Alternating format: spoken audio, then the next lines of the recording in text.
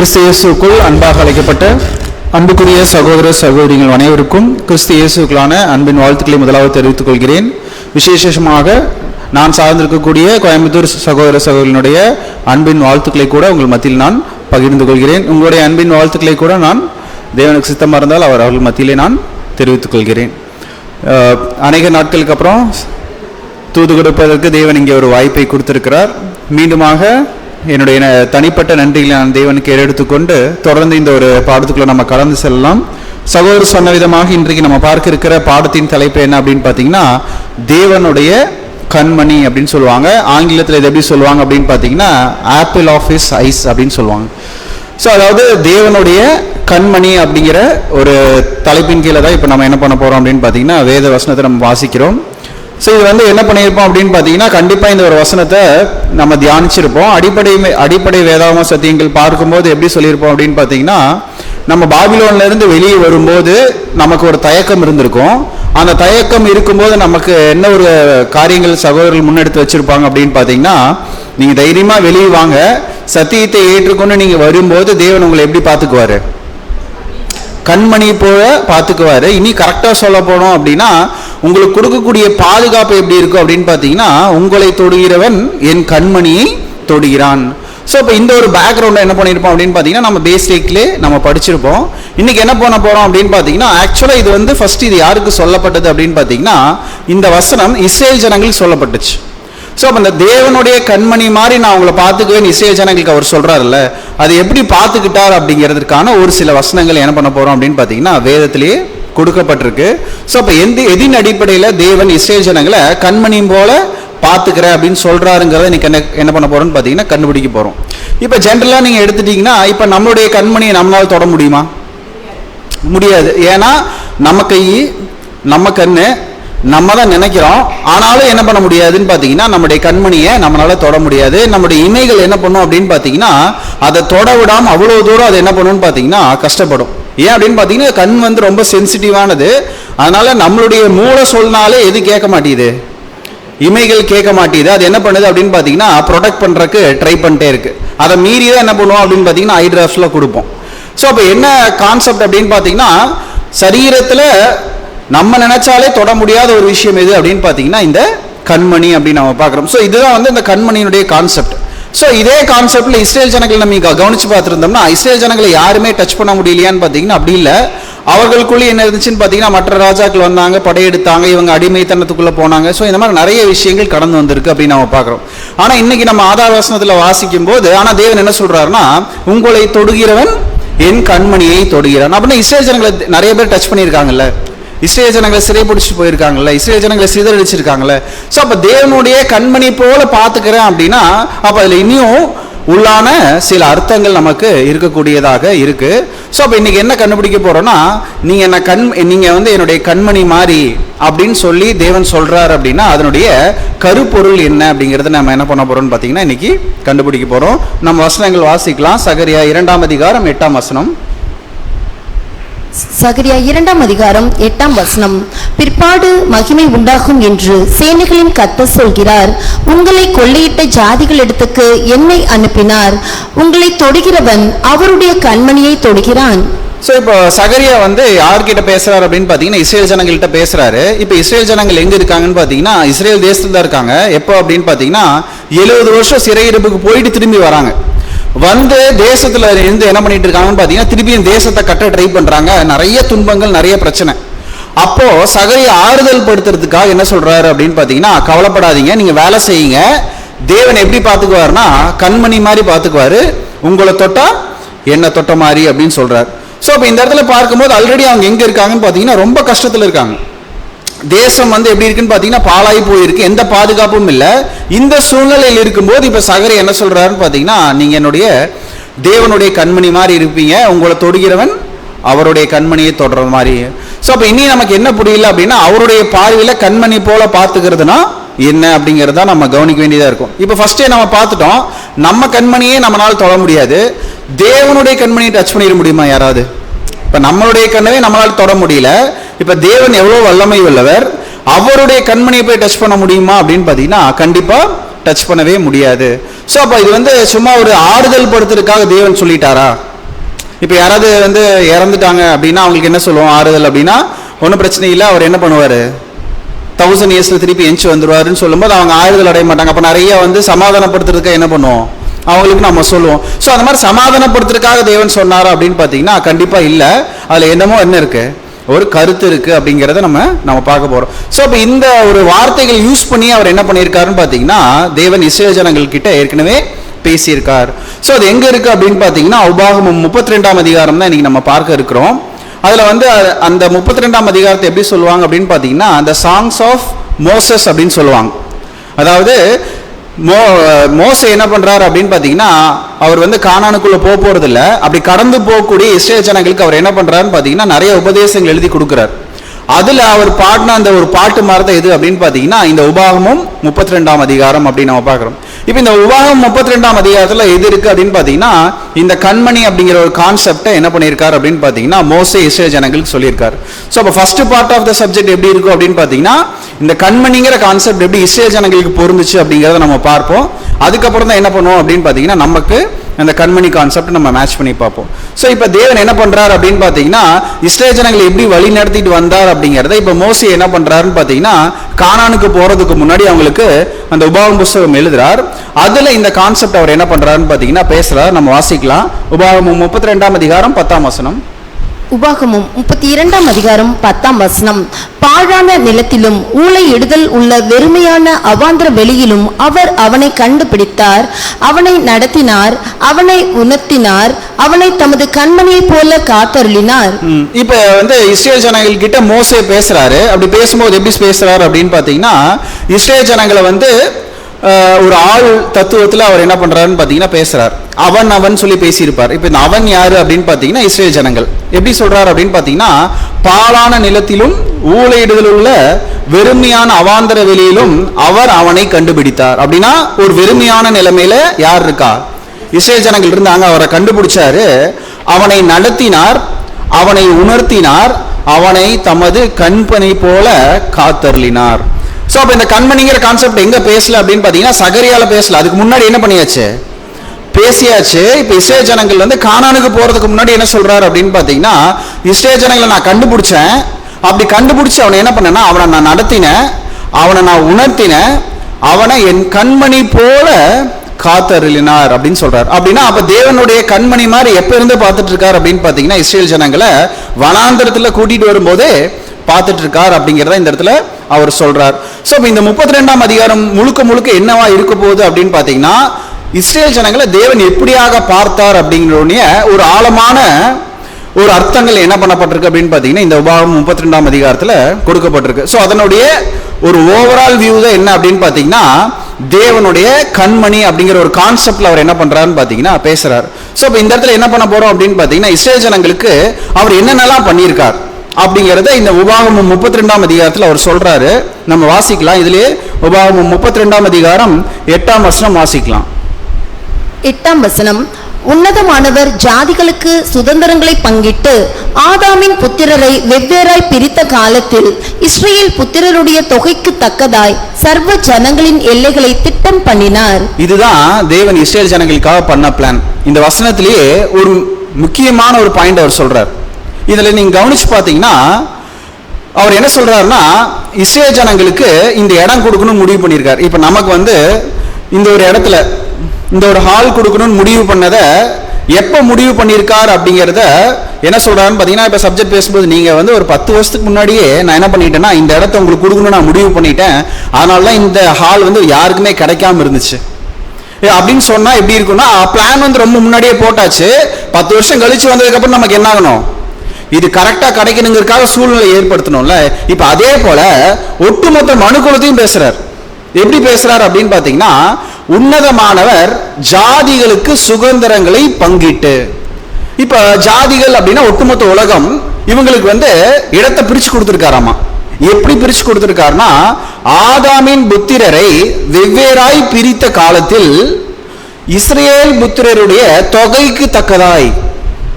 அப்ப இஸ்ரவேல் ஜனங்களுக்குன்னு ஒரு எண்ணிக்கை இருக்கு, அவங்களுக்குன்னு ஒரு இடம் இருக்கு. அதை பேஸ் பண்ணி தான் மற்ற ஜாதிகளினுடைய எல்லையை அவர் தீர்மானிக்கிறாராம். அப்படின்னா ஃபர்ஸ்ட் எதை வச்சுட்டாரு, இஸ்ரேல் ஜனங்கள் வச்சுட்டு அதுக்கப்புறம் யார் யார் எங்கெங்க இருக்கணும்னு சொல்லி தேவன் என்ன பண்ணியிருக்காரு, திட்டம் பண்ணியிருக்காரு. அதை எப்படி சொல்றாருன்னு பாத்தீங்கன்னா, ஆதாமின் புத்திரரை வெவ்வேறாக பிரித்த காலத்தில். ஆதாமின் புத்திரரை எப்ப வெவ்வேறா பிரிச்சாரு? பாபேல் கோபுரம் என்னாச்சு, கட்டப்பட்டுச்சு. எதுக்காக அப்படின்னு பாத்தீங்கன்னா, இன்னொரு தடவை ஜலப்பிரளயம் வந்தா நம்ம என்ன இருக்கக்கூடாது, அழிஞ்சிடக்கூடாதுன்னு பாபேல் கோபுரம் கட்டுறாங்க. கட்டினதுக்கு அப்புறம் தேவன் என்ன பண்றாருன்னா, ஜாதிகளை அதாவது பாஷைகளை வந்து தாறுமாறாக்குறார். அப்ப அவங்க என்ன ஆகுறாங்கன்னு பாத்தீங்கன்னா, பிரிஞ்சு போறாங்க இல்லைங்களா. அப்படி பிரிஞ்சு போகும்போது யார் மைண்ட்ல வச்சுட்டாராம், தேவன் இஸ்ரேல் ஜனங்களை மைண்ட்ல வச்சு பிரிச்சிருக்காரு. அப்போ யாரே வரல, ஆபிரகாமே வரல. அது எந்த உலகம், முதலாம் உலகம் முடிஞ்சு இரண்டாம் உலகம் ஆரம்பிச்ச காலத்திலேயே யார் மைண்ட்ல இருக்காங்களாம், இஸ்ரேல் ஜனங்கள் மைண்ட்ல இருக்காங்களாமா. அதை மைண்ட்ல வச்சுட்டு தான் சர்வ ஜனங்களின் எல்லைகளை திட்டம் பண்ணினார். நீங்க படிச்சு பாத்தீங்கன்னா, ஜலப்பிரளயத்துக்கு அப்புறம் என்ன இருக்குன்னு பாத்தீங்கன்னா, வசனம் பூமி வந்து பகுக்கப்பட்டதுன்னு இருக்கும். பூமி வந்து பகுக்கப்பட்டது. அதாவது என்ன இருக்கு அப்படின்னு பாத்தீங்கன்னா, நீங்க சயின்ஸ்ல படிச்சீங்கன்னா பூமி என்ன ஆயிட்டு இருக்குன்னு பாத்தீங்கன்னா, அந்த நிலங்கள்லாம் நகர்ந்துட்டு இருக்குன்னு சொல்லுவாங்க.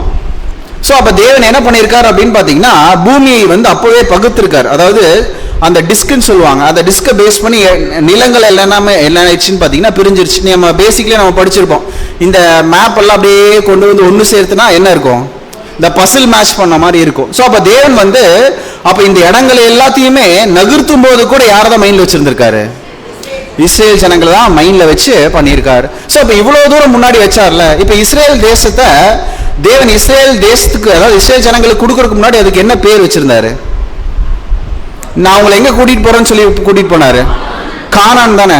அப்ப தேவன் ஃபர்ஸ்ட் எடுத்தோன்னே இஸ்ரேல் ஜனங்களுக்கு தான் இந்த இடம் கொடுக்க போறோம் அப்படின்னா அவருக்கு என்ன பேர் வச்சிருக்கணும், கானான் தேசம் எப்படி வச்சிருக்க முடியும். சரி, இப்ப நம்ம கானான் வார்த்தைக்கு அர்த்தம் கண்டுபிடிப்போம்.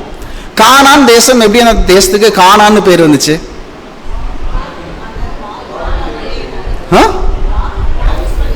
யாராவது மிஸ் பண்ணிட்டாங்களா? இப்ப கானான் தேசத்துக்கு கானான்னு பேர் வச்சிருக்கோமா இல்லையா? அப்ப யாரும் வச்சிருக்காங்க. ஆனா அந்த கானான் தேசம் யாருக்காக, அது இஸ்ரேல் ஜனங்களுக்கு தான். அப்ப ஃபர்ஸ்ட் எப்படி பேர் வச்சிருக்கணும், இஸ்ரேல் ஜனங்கள் தேசம் அப்படின்னு பேர் வச்சிருக்கணும். ஆனா என்ன பேர் வச்சிட்டாரு, கானான் பேர் வச்சிருக்காரு. அப்ப இந்த கானான் யாரு, படிச்சிருப்பீங்களே, சாமா, சேம், சேம் காம் யாஃபேத். இதுல வந்து சேமு காமு யாஃபேத். இதுல காமுடைய பையன் பேர் தான் என்னது, கானான். அப்படின்னா சபிக்கப்பட்ட ஒரு பையன் தான் யாரு, தேவன் வந்து அந்த இடத்துல ஒரு சாபம் கொடுக்கிறாருல, சேம் காம் யாஃபேத் அப்படிங்கும் போது காம் என்ன பண்ணிடுறாருன்னா ஒரு தவறான விஷயம் நடந்துருது. ஆனா காம சபிக்கிறதுக்கு பதிலாக அவர் யாரை சபிச்சாரு, கானான சபிக்கிறார், அவருடைய பையனை சபிக்கிறார். அதை வசனம் வாசிக்கலாம். ஆதியாகமம் 9ஆம் அதிகாரம் 25ஆம் வசனம். ஆதியாகமம் 9ஆம் அதிகாரம் 25ஆம் வசனம். கானான் சபிக்கப்பட்டவன், தன் சகோதரரிடத்தில் அடிமைகளுக்கு அடிமையா இருப்பான் என்றான். அப்படின்னா தேவன் சபிச்ச ஒரு மனுஷன் யாரு, கானான். ஆனா தேவன் இஸ்ரேல் ஜனங்களுக்கு கொடுப்பேன்னு சொன்ன தேசம் யாருடைய தேசம், இப்போ கானான் தேசம். அப்படின்னா இந்த கானானுக்கு கொடுக்கப்பட்ட இடம் தான் இது, கானான் தேசம். ரொம்ப சிம்பிளான கொஸ்டின். அப்போ கானானுக்கு கொடுத்த தேசம் தான் எது அப்படின்னு பாத்தீங்கன்னா இந்த இஸ்ரேல் ஜனங்கள் போய் செட்டில் ஆன தேசம். அப்படின்னா தேவன் என்ன பண்ணிருக்கணும்னு பாத்தீங்கன்னா, சேமு காமு யாஃபேத்த மூணா பிரிச்சாரு, ஒவ்வொரு எல்லைகள் வச்சார்ல. இஸ்ரேல் ஜனங்கள் யாருடைய ஜெனரேஷன், கானானுடைய ஜெனரேஷனா, சேமுடைய ஜெனரேஷன். சேமுடைய ஜெனரேஷன்ல யார் வரா, ஆபிரகாம் வரார். அப்படின்னா சேமுடைய தேசமாவது அட்லீஸ்ட் பேர் வச்சிருந்தா அது யாருக்கு போயிருக்கும், இஸ்ரேல் ஜனங்கள் போயிருக்கும்ல. ஆனா தேவன் அப்படி பண்ணல. ஆனா அவர் என்ன சொல்றாருன்னா, நான் ஜனங்களுடைய எல்லைகளை தீர்மானிக்கும் போது யார் மைண்ட்ல இருந்தா, இஸ்ரேல் ஜனங்கள் மைண்ட்ல இருந்தாங்க. அப்படின்னா இதுல எதுவுமே என்ன ஆகலன்னு பாத்தீங்கன்னா தற்செயலா நடக்கல. அப்ப எல்லாத்துலயும் என்ன இருக்கு அப்படின்னு பாத்தீங்கன்னா ஏதோ ஒரு காரணத்தை தேவன் வச்சுதான் இந்த எல்லைகள் பிரிச்சிருக்கார், இந்த எல்லைகளுக்கு பெயரிட்டு இருக்கார். இது வந்து பழைய ஏற்பாடுல இல்ல, புதிய ஏற்பாடுல இந்த கான்செப்ட் சொல்லப்பட்டிருக்கு. வாசிக்கலாம். அப்போஸ்தலர் 17ஆம் அதிகாரம் 26ஆம் வசனம். அப்போஸ்தலர் 17ஆம் அதிகாரம் 26ஆம் வசனம். மனு ஜாதியான சகல ஜனங்களையும் அவர் ஒரே இரத்தத்தினாலே தோன்ற பண்ணி பூமியின் மீதெங்கும் குடியிருக்க செய்து முன் தீர்மானிக்கப்பட்ட காலங்களையும் அவர்கள் குடியிருப்பின் எல்லைகளையும் குறித்திருக்கிறார். சோ அப்ப இது எதுவுமே என்ன இல்லைன்னு பாத்தீங்கன்னா ஒரு தற்செயலா நடக்கல. அவர் என்ன பண்ணியிருக்காருன்னு பாத்தீங்கன்னா மனுஷ ஜாதியான சகல ஜனங்களையும் அவர் ஒரே இரத்தத்தினாலே தோன்ற பண்ணி பூமியின் மீதெங்கும் குடியிருக்க செய்து முன் தீர்மானிக்கப்பட்ட காலங்களையும் அவர்கள் குடியிருப்பின் எல்லைகளையும் அவர் என்ன பண்ணியிருக்காரு, தீர்மானிச்சிருக்கார். சோ அப்படின்னா கண்டிப்பா கானான் அப்படின்னு சொல்லி அந்த தேசத்திற்கு பெயரிட்டிருக்கார். அப்படின்னா ஃபர்ஸ்ட் அங்க போய் யார் குடியேறி இருக்கணும் அப்படின்னு பாத்தீங்கன்னா சபிக்கப்பட்ட கானானுடைய சந்ததிகள் தான் எங்க இருந்திருக்கணும், அங்க இருந்திருக்கணும். ஆனா அந்த தேசத்தை அவர் எப்படி சொல்றாருன்னு பாத்தீங்கன்னா பாலும் தேனும் ஓடுகிற தேசம். இப்ப நீங்க யோசிச்சு பாருங்களேன், ஒருத்தரை சபிக்கிறோம்னு வச்சுக்கோங்க, போ நல்லா இரு அப்படின்னு சொல்லி சபிப்போமா? சபிக்கும் போது வேற மாதிரிலாம் சபிப்பாங்க. யாராவது ரொம்ப ரொம்ப நல்லா இரு அப்படின்னு சொல்லி யாரையாவது சபிப்பாங்களா? ஆனா கானான் என்ன பண்ணியாச்சு, சபிச்சாச்சு. ஆனா அவரை கொண்டு விட்ட இடம் இது பாலும் தேனும் ஓடுகிற தேசம். அதுக்கு இஸ்ரேல் ஜனங்களுக்கு தான் கொடுக்கணும்னு ஃபர்ஸ்டே முடிவு பண்ணியிருந்தா. அட்லீஸ்ட் அந்த லேண்டை சும்மா லீஸு கூட்ட மாதிரி சும்மா விட்டுருந்தா கூட யார் போய் ஈஸியா எடுத்திருப்பா, இஸ்ரேல் ஜனங்கள் எடுத்திருப்பாங்க. ஆனா அவர் அப்படி பண்ணல, சபிக்கப்பட்ட கானானுக்கு அந்த தேசத்தை கொடுத்துட்றாரு. இப்ப அதே டைம்ல இப்ப இஸ்ரேல் ஜனங்கள் அந்த இடத்துக்குரியவர்கள் எங்க இருக்காங்க அப்படின்னு பாத்தீங்கன்னா எகிப்துல அடிமையா இருக்காங்க. சோ அப்ப இதுல தேவன் ஏதோ ஒரு விஷயத்தை அவர் என்ன பண்ணிருக்காரு, வச்சிருக்கார். சோ அப்ப நீங்க கவனிச்சு பாத்தீங்கன்னா இப்ப ஃபர்ஸ்ட் ஆபிரகாம் கூப்பிடுறார், நான் காண்பிக்கும் தேசத்துக்கு போன்னு சொல்றார். இவ எங்க போயிட்டார், எகிப்துக்கு போல கானான் தேசத்துக்கு போயிட்டார். இப்ப கானான் தேசத்துல தான் இருக்காரு. இப்ப கானான் தேசத்துல இருந்து எகிப்துக்கு எப்படி போனாங்க? ஆபிரகாமுக்கு அப்புறம் ஈசாக்கு, ஈசாக்கு அப்புறம் யாக்கோபு, யாக்கோபனுடைய காலப்பகுதியில் என்ன வந்துருச்சு, பஞ்சம் வந்துருச்சு. அப்ப இந்த பஞ்சத்தை ஏற்படுத்தினது யாரு, தேவன். அப்ப தேவனுடைய திட்டம் என்ன அப்படின்னு பாத்தீங்கன்னா இஸ்ரேல் ஜனங்கள் பூர்வத்திலிருந்து எங்க வளரக்கூடாது, கானான் தேசத்துல வளரக்கூடாது. ஏன்னா அப்ப யார் தான் இருக்கா அப்படின்னு பாத்தீங்கன்னா யாக்கோபுடைய 12 குமாரர்கள் தான் இருக்காங்க. அதனாலதான் தேவன் என்ன பண்றாரு அப்படின்னு பாத்தீங்கன்னா ஃபர்ஸ்ட் யாரை முன்னாடி அனுப்பிச்சிடுறாரு, யோசேப்பை முன்னாடியே அனுப்பிச்சிடுறார். நிறைய இன்ஃபர்மேஷன் சொல்ற மாதிரி இருக்கும், கொஞ்சம் கன்ஃபியூஸ் ஆன மாதிரி இருக்கும். நம்ம ரிவைஸ் பண்ணி என்ன பண்ணிக்கலாம் புரிஞ்சுக்கலாம். சோ இப்ப தேவன் வந்து இஸ்ரேல் ஜனங்களை கண்மணி போல பார்த்திருக்கேன்னு சொல்லியிருந்தாரு. அது எப்படிங்கிறத கண்டுபிடிக்கிறதுக்கு தான் என்ன பண்ணோம், உபாகமம் 32ஆம் அதிகாரம் வந்தோம். உபாகமம் 32ஆம் அதிகாரத்துல நம்ம என்ன படிச்சோம் அப்படின்னு பாத்தீங்கன்னா இஸ்ரேல் ஜனங்களை மைண்ட்ல வச்சுட்டா சர்வலோகத்தையும் என்ன பண்ணியிருக்காரு, அவர் திட்டம் பண்ணியிருக்கார், அவங்களுடைய எல்லையில் எல்லாமே வச்சிருக்காரு நம்ம படிச்சோம். ஆனா இஸ்ரேல் ஜனங்களுக்கு கொடுப்பேன்னு சொன்ன தேசத்தை யாருக்கு முன்னாடியே கொடுத்துட்டாருன்னா அடிமையாகிய கானானுக்கு அவர் கொடுத்துட்டார். அதை ஏன்றத பாக்குறதுக்கு இப்ப வந்திருக்கோம். சோ இப்ப ஏன் அப்படிங்கறத கண்டுபிடிக்கும் போது இப்ப எந்த இடத்துல என்ன புரியுதுன்னு பாத்தீங்கன்னா ஃபர்ஸ்டே கானான் தேசத்துக்கு யார் வந்துட்டா, ஆபிரகாம் வந்துட்டார், ஈசாக்கு வந்துட்டார், யாக்கோபு அங்கதான் இருக்காங்க. இப்ப தேவன் என்ன பண்றாருன்னு பாத்தீங்கன்னா பர்பஸ்ஃபுல்லா இந்த 12 பேத்த பிளஸ் ஒருத்தர் யாக்கோபு பிளஸ் 12 குமார்கள் எங்க கொண்டு போயிடணும், எகிப்துக்கு கொண்டு போயிடணும். கொஞ்சம் வருஷம் அவங்க அடிமையா இருக்கணும். அடிமையா இருந்துதான் திருப்பி எங்க வரணும், கானான் தேசத்துக்கு வரணும். இப்ப நீங்க ஜெனரலா நீங்க படிச்சு பார்த்துருந்தீங்கன்னா பழைய ஏற்பாட்டுல எப்போ ஒரு புறஜாதி ராஜா இஸ்ரேல் ஜனங்களை வந்து படையெடுத்து பிடிச்சிட்டு போவார், என்ன காரணமா இருக்கும், இவங்க ஏதாவது தப்பு பண்ணிருப்பாங்க, அதுக்கான தண்டனை தான் என்ன பண்ணிருப்பாரு, வந்து புறஜாதியார் கையில ஒப்பு கொடுப்பாரு. ஆனா எகிப்து போனதுக்கான காரணம் ஏதாவது இவங்க தப்பு பண்ணாங்கன்னா, தப்பே பண்ணல. யாக்கோபு தப்பு பண்ணாரா, 12 குமார்கள் ஏதாவது தப்பு பண்ணாங்கன்னு பாத்தீங்கன்னா இல்ல. தப்புக்கான தண்டனைக்காக எங்க போல, எகிப்துக்கு போல. பஞ்சம் வந்துருச்சுன்னா எங்க போனாங்க, எகிப்துக்கு போனாங்க. சோ அப்ப தேவன் என்ன பண்ணிருக்காருன்னா பர்பஸ்ஃபுல்லா பஞ்சத்தை ஏற்படுத்தி இவங்களை எங்க கொண்டு போயிட்டாரு, எகிப்துக்கு கொண்டு போயிட்டாரு. இது வந்து என்ன பண்ணுறது, நீங்க நிறைய கற்பனையில சொல்ற மாதிரியே இருக்கு எங்களுக்கு அப்படின்னீங்கன்னா வசனமே இருக்கு, நம்ம வாசிக்கலாம். ஆதியாகமம் 15ஆம் அதிகாரம் 13ஆம் வசனம். ஆதியாகமம் 15ஆம் அதிகாரம் 13ஆம் வசனம். அப்பொழுது அவர் ஆபிராமை நோக்கி, உன் சந்ததியார் தங்களுடையது அல்லாத அந்நிய தேசத்திலே பரதேசிகளாய் இருந்து அத்தேசத்தாரை சேவிப்பார்கள் என்றும் அவர்களால் 400 வருஷம் உபத்திரப்படுவார்கள் என்றும் நீ நிச்சயமாய் அறிய கடவாய். இப்ப ஆபிரகாமை கூப்பிட்டு நீ கால் மிதிக்கும் இடமெல்லாம் யாருது, உன்னோடதுன்னு சொல்லிட்டு அதுல எதையும் வச்சிடறாரு. இப்ப என்ன சொல்றாருன்னா அப்பொழுது அவர் ஆபிரகாமை நோக்கி, ஆசீர்வதிச்ச ஆபிரகாமை நோக்கி, உன் சந்ததியார் தங்களுடையது அல்லாத அந்நிய தேசத்திலே எப்படி இருப்பாங்க, பரதேசிகளா இருப்பாங்க. ஆக்சுவலா அவருக்கு என்ன சொல்லிட்டார் ஃபர்ஸ்ட், நான் உனக்கு வந்து நான் காண்பிக்கும் தேசம் போ, நான் உன்னை ஆசீர்வதிக்கிறேன்னு சொல்லிட்டு அவருடைய ஆசீர்வாதத்துல எது இன்க்ளூட் ஆகுதுன்னு பாத்தீங்கன்னா, உன்னுடைய சந்ததி 400 வருஷம் அந்நிய தேசத்துல எப்படி இருப்பாங்க, பரதேசிகளா இருப்பாங்கன்னு யாருக்கிட்டே சொல்றாரு. இப்ப ஆபிரகாமுடைய மைண்ட் என்னவா இருந்திருக்கும், நீங்க எதுக்காக என்ன கூட்டிட்டு வந்தீங்க, உங்களுக்கு சந்ததி தரேன், நீ எப்படி இருப்ப, ஆசீர்வாதமா இருப்பேன்னு சொல்லி கூட்டிட்டு வந்துட்டு இப்ப நீங்க என்ன சொல்றீங்கன்னா சந்ததி கொடுத்துருவேன், ஆனா அந்த சந்ததி என்ன பண்ணும், 400 வருஷம் அந்நிய தேசத்துல என்ன பண்ணும், கஷ்டப்பட்டு திருப்பி என்ன பண்ணுவாங்க, வருவாங்க. இது நீ நிச்சயமாய் அறிய கடவாய். அப்ப ஆபிரகாம் முன்னாடியே தெரியவங்க என்ன பண்ணுவாங்க, 400 வருஷம் போய் எகிப்துல கஷ்டப்படுவாங்க.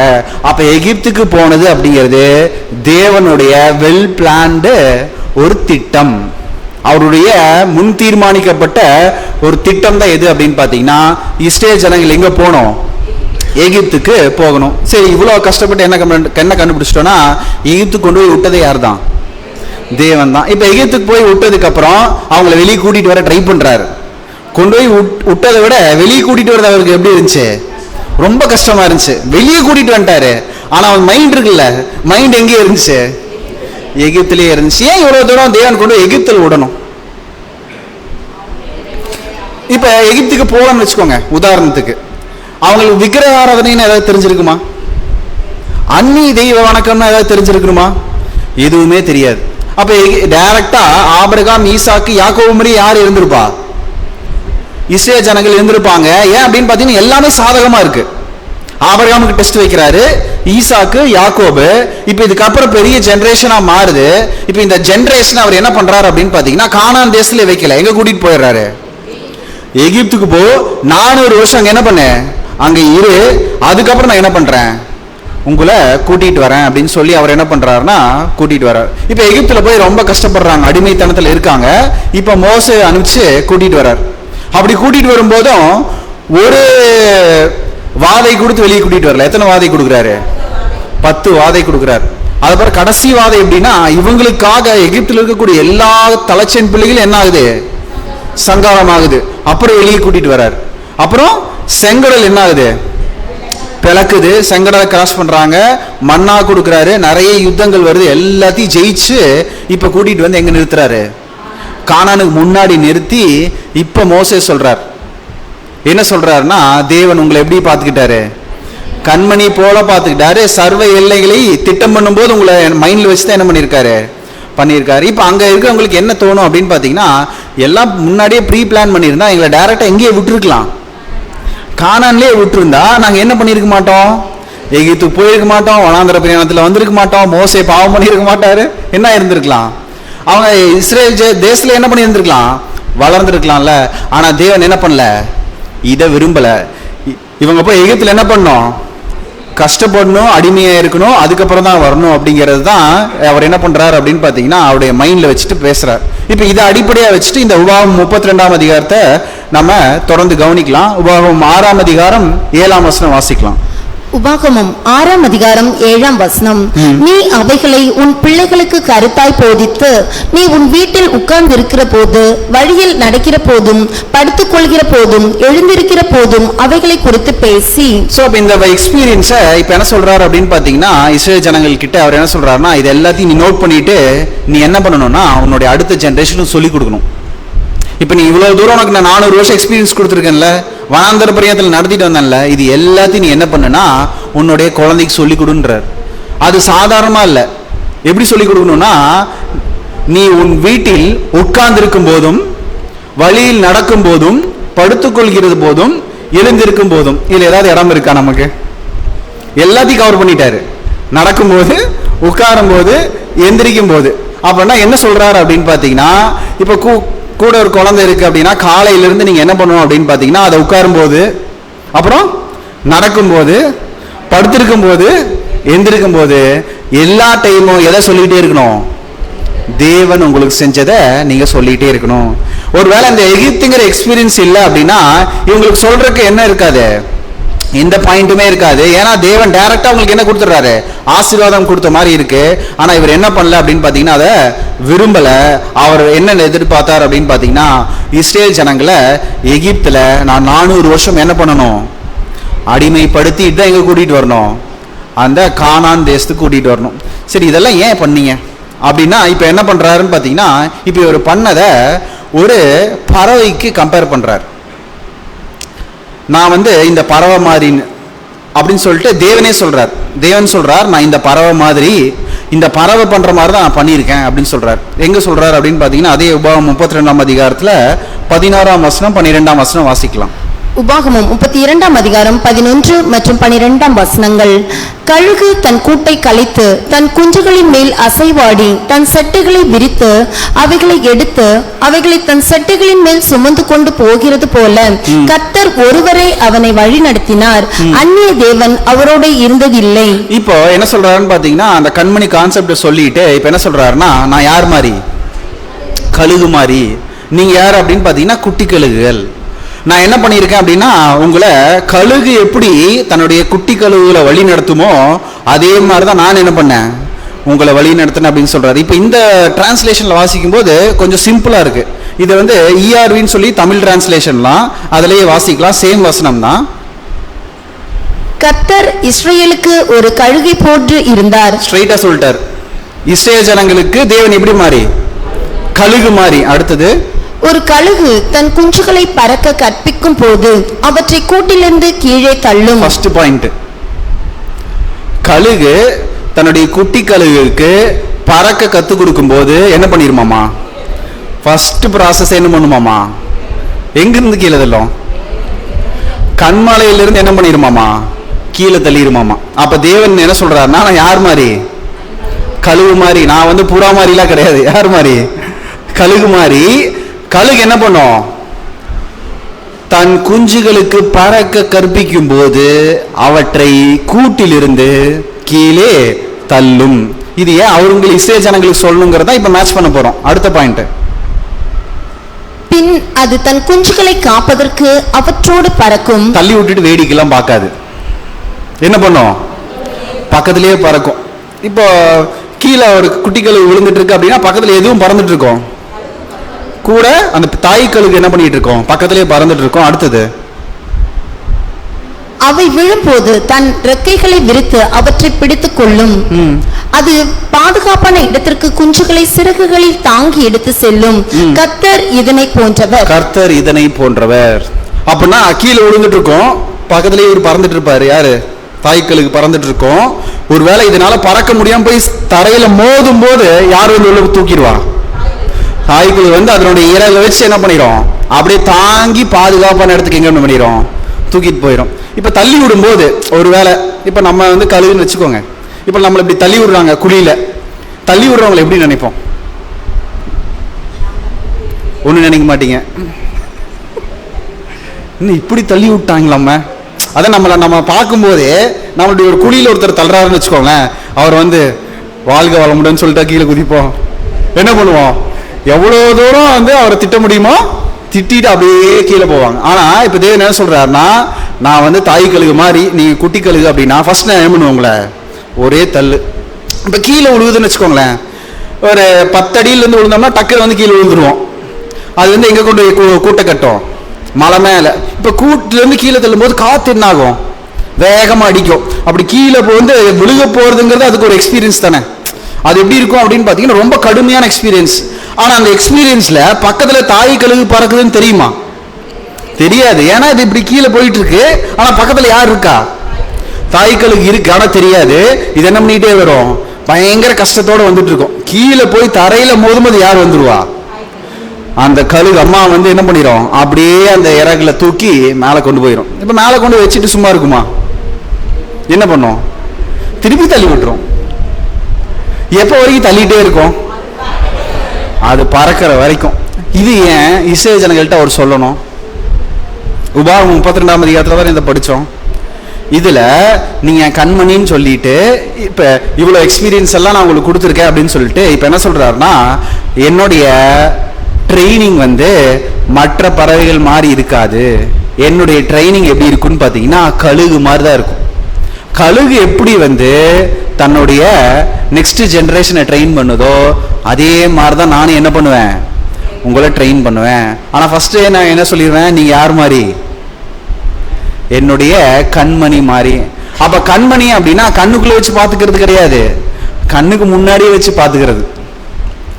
தள்ளி விட்டுருவாரு, கீழே போய் உழுவுறதுக்கு முன்னாடி என்ன பண்ணிடுவாரு, தூக்கிடுவாரு. இப்ப ஒருத்தர் நம்ம இப்ப ஒரு குழந்தை இப்படி தூக்கி போட்டு பிடிக்கிறோம்னு வச்சுக்கோங்களேன், என்ன தைரியத்துல இப்படி தூக்கி போட்டு பிடிக்கிறோம், பிடிச்சிருவாங்கிற தைரியத்துல என்ன பண்றோம், தூக்கி போடுறோம். இப்ப அதே மாதிரிதான் கழுகு தள்ளி விடுதுன்னா என்ன அர்த்தம், கழுகுக்கு தெரியும் அது கீழே விழுந்தாலும் தரையில மோதுறதுக்கு முன்னாடி என்ன பண்ணிடுவோம், பிடிச்சிருவோம். அப்ப அதுக்கு எவ்வளவு கான்பிடென்ட் இருக்கும், அந்த கழுகுக்கு எவ்வளவு கான்பிடென்ட் இருந்தா தள்ளி விடுவோம். நம்ம தள்ளி விடுவோமா, ஏன்னா நம்மளால அந்த போய் பிடிக்க முடியாது, அதனால நம்ம என்ன பண்ண மாட்டோம், அதை செய்ய மாட்டோம். ஆனா கழுகுக்கு என்ன தெரியும் அப்படின்னு பாத்தீங்கன்னா, தள்ளி விட்டாலும் போய் பிடிச்சிடுவோங்கிற கான்பிடென்ட் இருக்கு.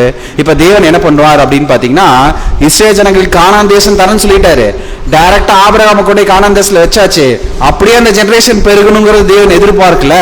நீங்க என்ன பண்ணணும், ஒரு முக்கியமான ஒரு எக்ஸ்பீரியன்ஸ்குள்ள கடந்து போகணுங்கிறதுக்காக தான் எங்க கொண்டு போய் விட்டுறாரு, எகிப்துல கொண்டு போய் விட்டுறாரு. இப்ப எகிப்துல போய் பாக்குறாங்க, ஃபர்ஸ்ட் நல்லா இருக்காங்க, ஏன்னா யோசேப்பு இருக்காரு, அவருடைய அந்த பார்வோன் இருக்கிற வரைக்கும் நல்லா இருக்காரு.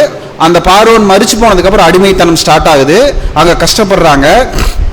கஷ்டப்படும் போது எதையும் சேர்த்து கத்துக்கிட்டாங்க அப்படின்னு பாத்தீங்கன்னா, அங்க இருக்கக்கூடிய விக்கிரக ஆராதனை, அவங்களுடைய வழிபாடுகள் எல்லாத்தையும் கத்துக்கிட்டாங்க. இப்ப தேவன் வெளியே கூட்டிட்டு வர்றாரு. இப்ப கூட்டிட்டு தன்னுடைய நாமத்தை சொல்லி கொடுக்கும் போது அவங்களால என்ன பண்ண முடியல அப்படின்னு பாத்தீங்கன்னா, அதை விட்டுட்டு வெளியே வரவே முடியல. சோ அப்ப தேவன் என்ன பண்றாருன்னு பாத்தீங்கன்னா, அதுக்குதான் அவங்களுக்கு நிறைய என்ன பண்றாருன்னு பாத்தீங்கன்னா, சூழ்நிலைகளை உருவாக்கி கொடுத்து எப்படியாவது என்ன பண்ணிடணும், அவங்கள அதுல இருந்து வெளியே கொண்டு வரணும். சோ அந்த ட்ரைனிங் கூட அவர் என்ன பண்ணல அப்படின்னு பாத்தீங்கன்னா, ரொம்ப எளிமையா அவரு சொல்லி கொடுக்கல. இப்ப இங்கிலீஷ்ல எப்படி சொல்லுவாங்க அப்படின்னு பாத்தீங்கன்னா, ஸ்பூன் ஃபீடிங் அப்படின்னு சொல்லுவாங்க. இப்ப குழந்தைங்களுக்கு நம்ம ஸ்பூன்ல எடுத்து ஊட்டுற மாதிரிலாம் அவர் என்ன பண்ண மாட்டாரு, ஊட்ட மாட்டாரு. அவர் கற்றுக் கொடுக்கறது எப்படி இருக்கும் அப்படின்னு பாத்தீங்கன்னா, மிலிட்டரி ட்ரைனிங் மாதிரி தான் இருக்கும்.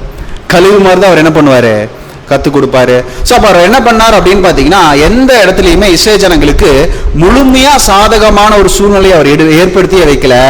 அவங்களை எப்படி வச்சுட்டே இருந்தாருன்னு பாத்தீங்கன்னா, ஒரு டெஸ்டிங்குள்ளேயே வச்சுட்டு இருந்தார்.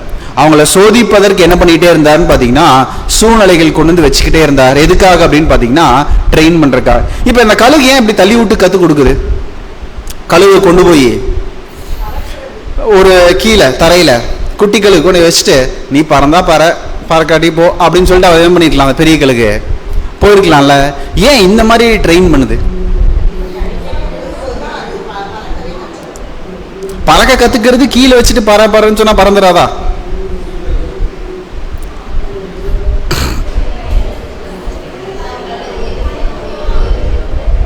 ஃபைனல் என்னவா மாறணும்னா அத மாதிரி மாறணும்.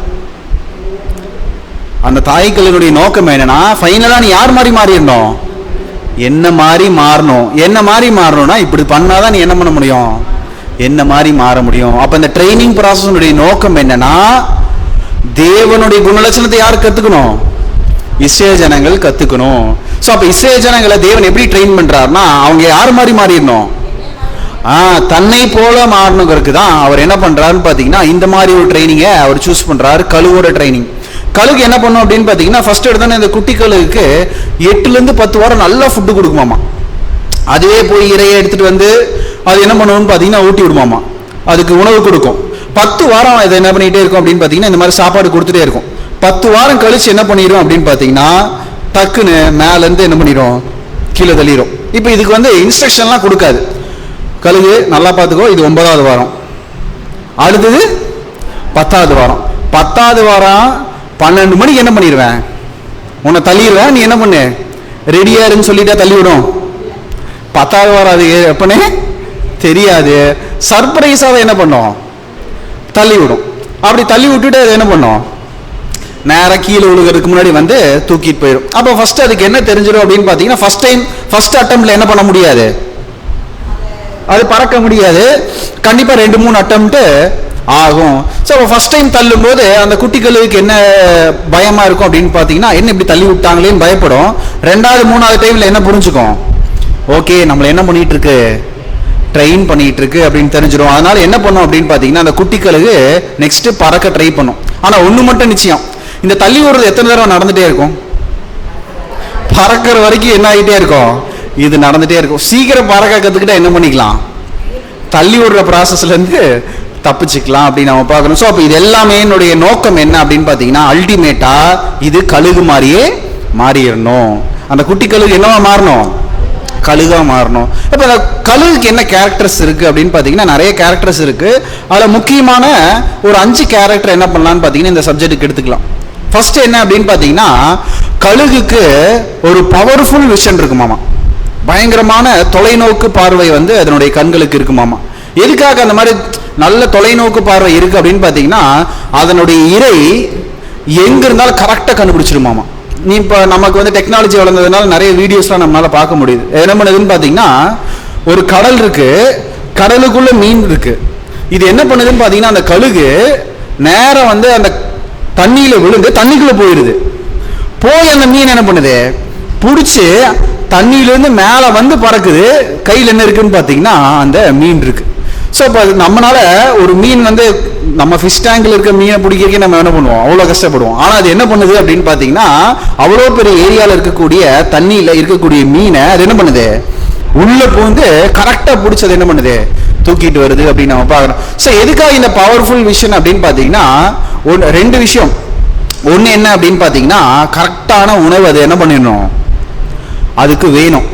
ஏன் அப்படின்னு பார்த்தீங்கன்னா, உணவை கண்டுபிடிக்க தெரியல அப்படின்னா கழுகு என்ன ஆயிரும்? கழுகோட லைஃப் ஷார்ட் ஆயிரும். அதனால என்ன பண்ண முடியாது? உயிர் வாழ முடியாது. அப்போ ஃபர்ஸ்ட் கழுகுக்கு என்ன வேணும் அப்படின்னு பார்த்தீங்கன்னா, உணவு எங்க இருக்குங்கிறது என்ன பண்ணணும்? கரெக்டாக கண்டுபிடிக்க தெரியணும். 2வது என்ன அப்படின்னு பார்த்தீங்கன்னா, கண்ணி வச்சிருந்துச்சாலும் தன்னை வேட்டையாடக்கூட ஒரு மனுஷன் இருக்காரு அப்படின்னா அவரையும் அதுக்கு என்ன பண்ணணும்?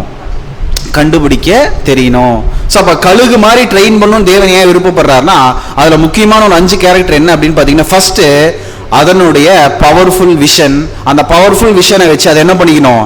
அதனுடைய இரையையும் கண்டுபிடிக்கணும். தன்னுடைய எதிரிட்டிருந்து தன்னை காப்பாற்றிக்கிறதுக்கும் இந்த பவர்ஃபுல் விஷன் ரொம்ப முக்கியம். 2வது என்ன அப்படின்னு பார்த்தீங்கன்னா, ஈகிள் லவ் த ஸ்ட்ரோம் அப்படின்னு சொல்லுவாங்க. அதாவது புயலை பார்த்தா நிறைய பறவைகள் வந்து என்ன பண்ணணும்னு பார்த்தீங்கன்னா, நிறைய இல்லை, எல்லா பறவைகளும் என்ன பண்ணும்? பயப்படும். நீங்கள் கவனிச்சு பார்த்தீங்கன்னா, ஏதாவது ஒரு மலையோ ஏதாவது ஒரு நடக்க போது ஒரு பலத்த காற்று வருது அப்படின்னா ஃபர்ஸ்ட் எது பறந்து போகும்னு பார்த்தீங்கன்னா பறவைகள் பறக்கும். அப்படின்னா என்ன தெரிஞ்சுக்கலாம்? ஏதோ என்ன ஆகுது?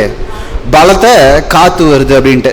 ஆனால் கழுகு மட்டும் இந்த புயலை பார்த்து பயப்படாதாமா, சந்தோஷப்படுமாமா. ஏன் அப்படின்னு பார்த்தீங்கன்னா, இது என்ன பண்ணும் அப்படின்னு பார்த்தீங்கன்னா, அந்த எதிரில் வரக்கூடிய காற்றை இது பறக்கிறதுக்கு பயன்படுத்திக்குமா. நீங்கள் கவனிச்சு பார்த்தீங்கன்னா, கழுகு என்ன பண்ணுன்னு பார்த்தீங்கன்னா, சில டைம் அதனுடைய விங்ஸே அசையாது. அதனுடைய ரெக்கை என்ன ஆகாது? அசையாது, இப்படியே இருக்கும். ஆனால் கீழே விழுகாது. அது என்ன பண்ணும் அப்படின்னு பார்த்தீங்கன்னா, கிளைட் ஆகிட்டே இருக்கும். அதாவது எதிரில் வர காற்று அது என்ன பண்ணுன்னு பார்த்தீங்கன்னா, கரெக்டாக அது மேனேஜ் பண்ணாலே அதனால் என்ன பண்ண முடியும்? அப்படியே பறந்துட்டே இருக்கலாம். ஸோ அப்போ அது என்ன பண்ணும் அப்படின்னு பார்த்தீங்கன்னா, எதிரில் வர காற்றை இது என்ன பண்ணும் அப்படின்னு பார்த்தீங்கன்னா, பறக்கிறதுக்கு யூஸ் பண்ணிக்குமா. இப்போ நீங்கள் ஃப்ளைட்லாம் பார்த்தீங்கன்னா, ஃப்ளைட்டு கீழே வந்து ஃப்ளைட்டில் ரெக்கை இருக்கா? இல்லை. ஆனால் எப்படி பறக்குது அப்படின்னு பார்த்தீங்கன்னா, கீழே ஒரு இன்ஜின் இருக்கும். அது என்ன பண்ணணும்னு பார்த்தீங்கன்னா, முன்னாடி இருக்க காற்றை வேகமாக இழுத்து பின்னாடி விட்டுரும். அப்படி விடும்போது அந்த விங்ஸ் அதை அந்த அவங்க வச்சிருக்காங்க இல்லைங்களா, அந்த விங்ஸை கரெக்டாக டில்ட் பண்ணாங்கன்னா அது என்ன ஆகுன்னு பார்த்தீங்கன்னா அப்படியே லிஃப்ட் ஆகும். இப்படி தான் வந்து ஏரோப்ளைன்லாம் ஒர்க் ஆகுது.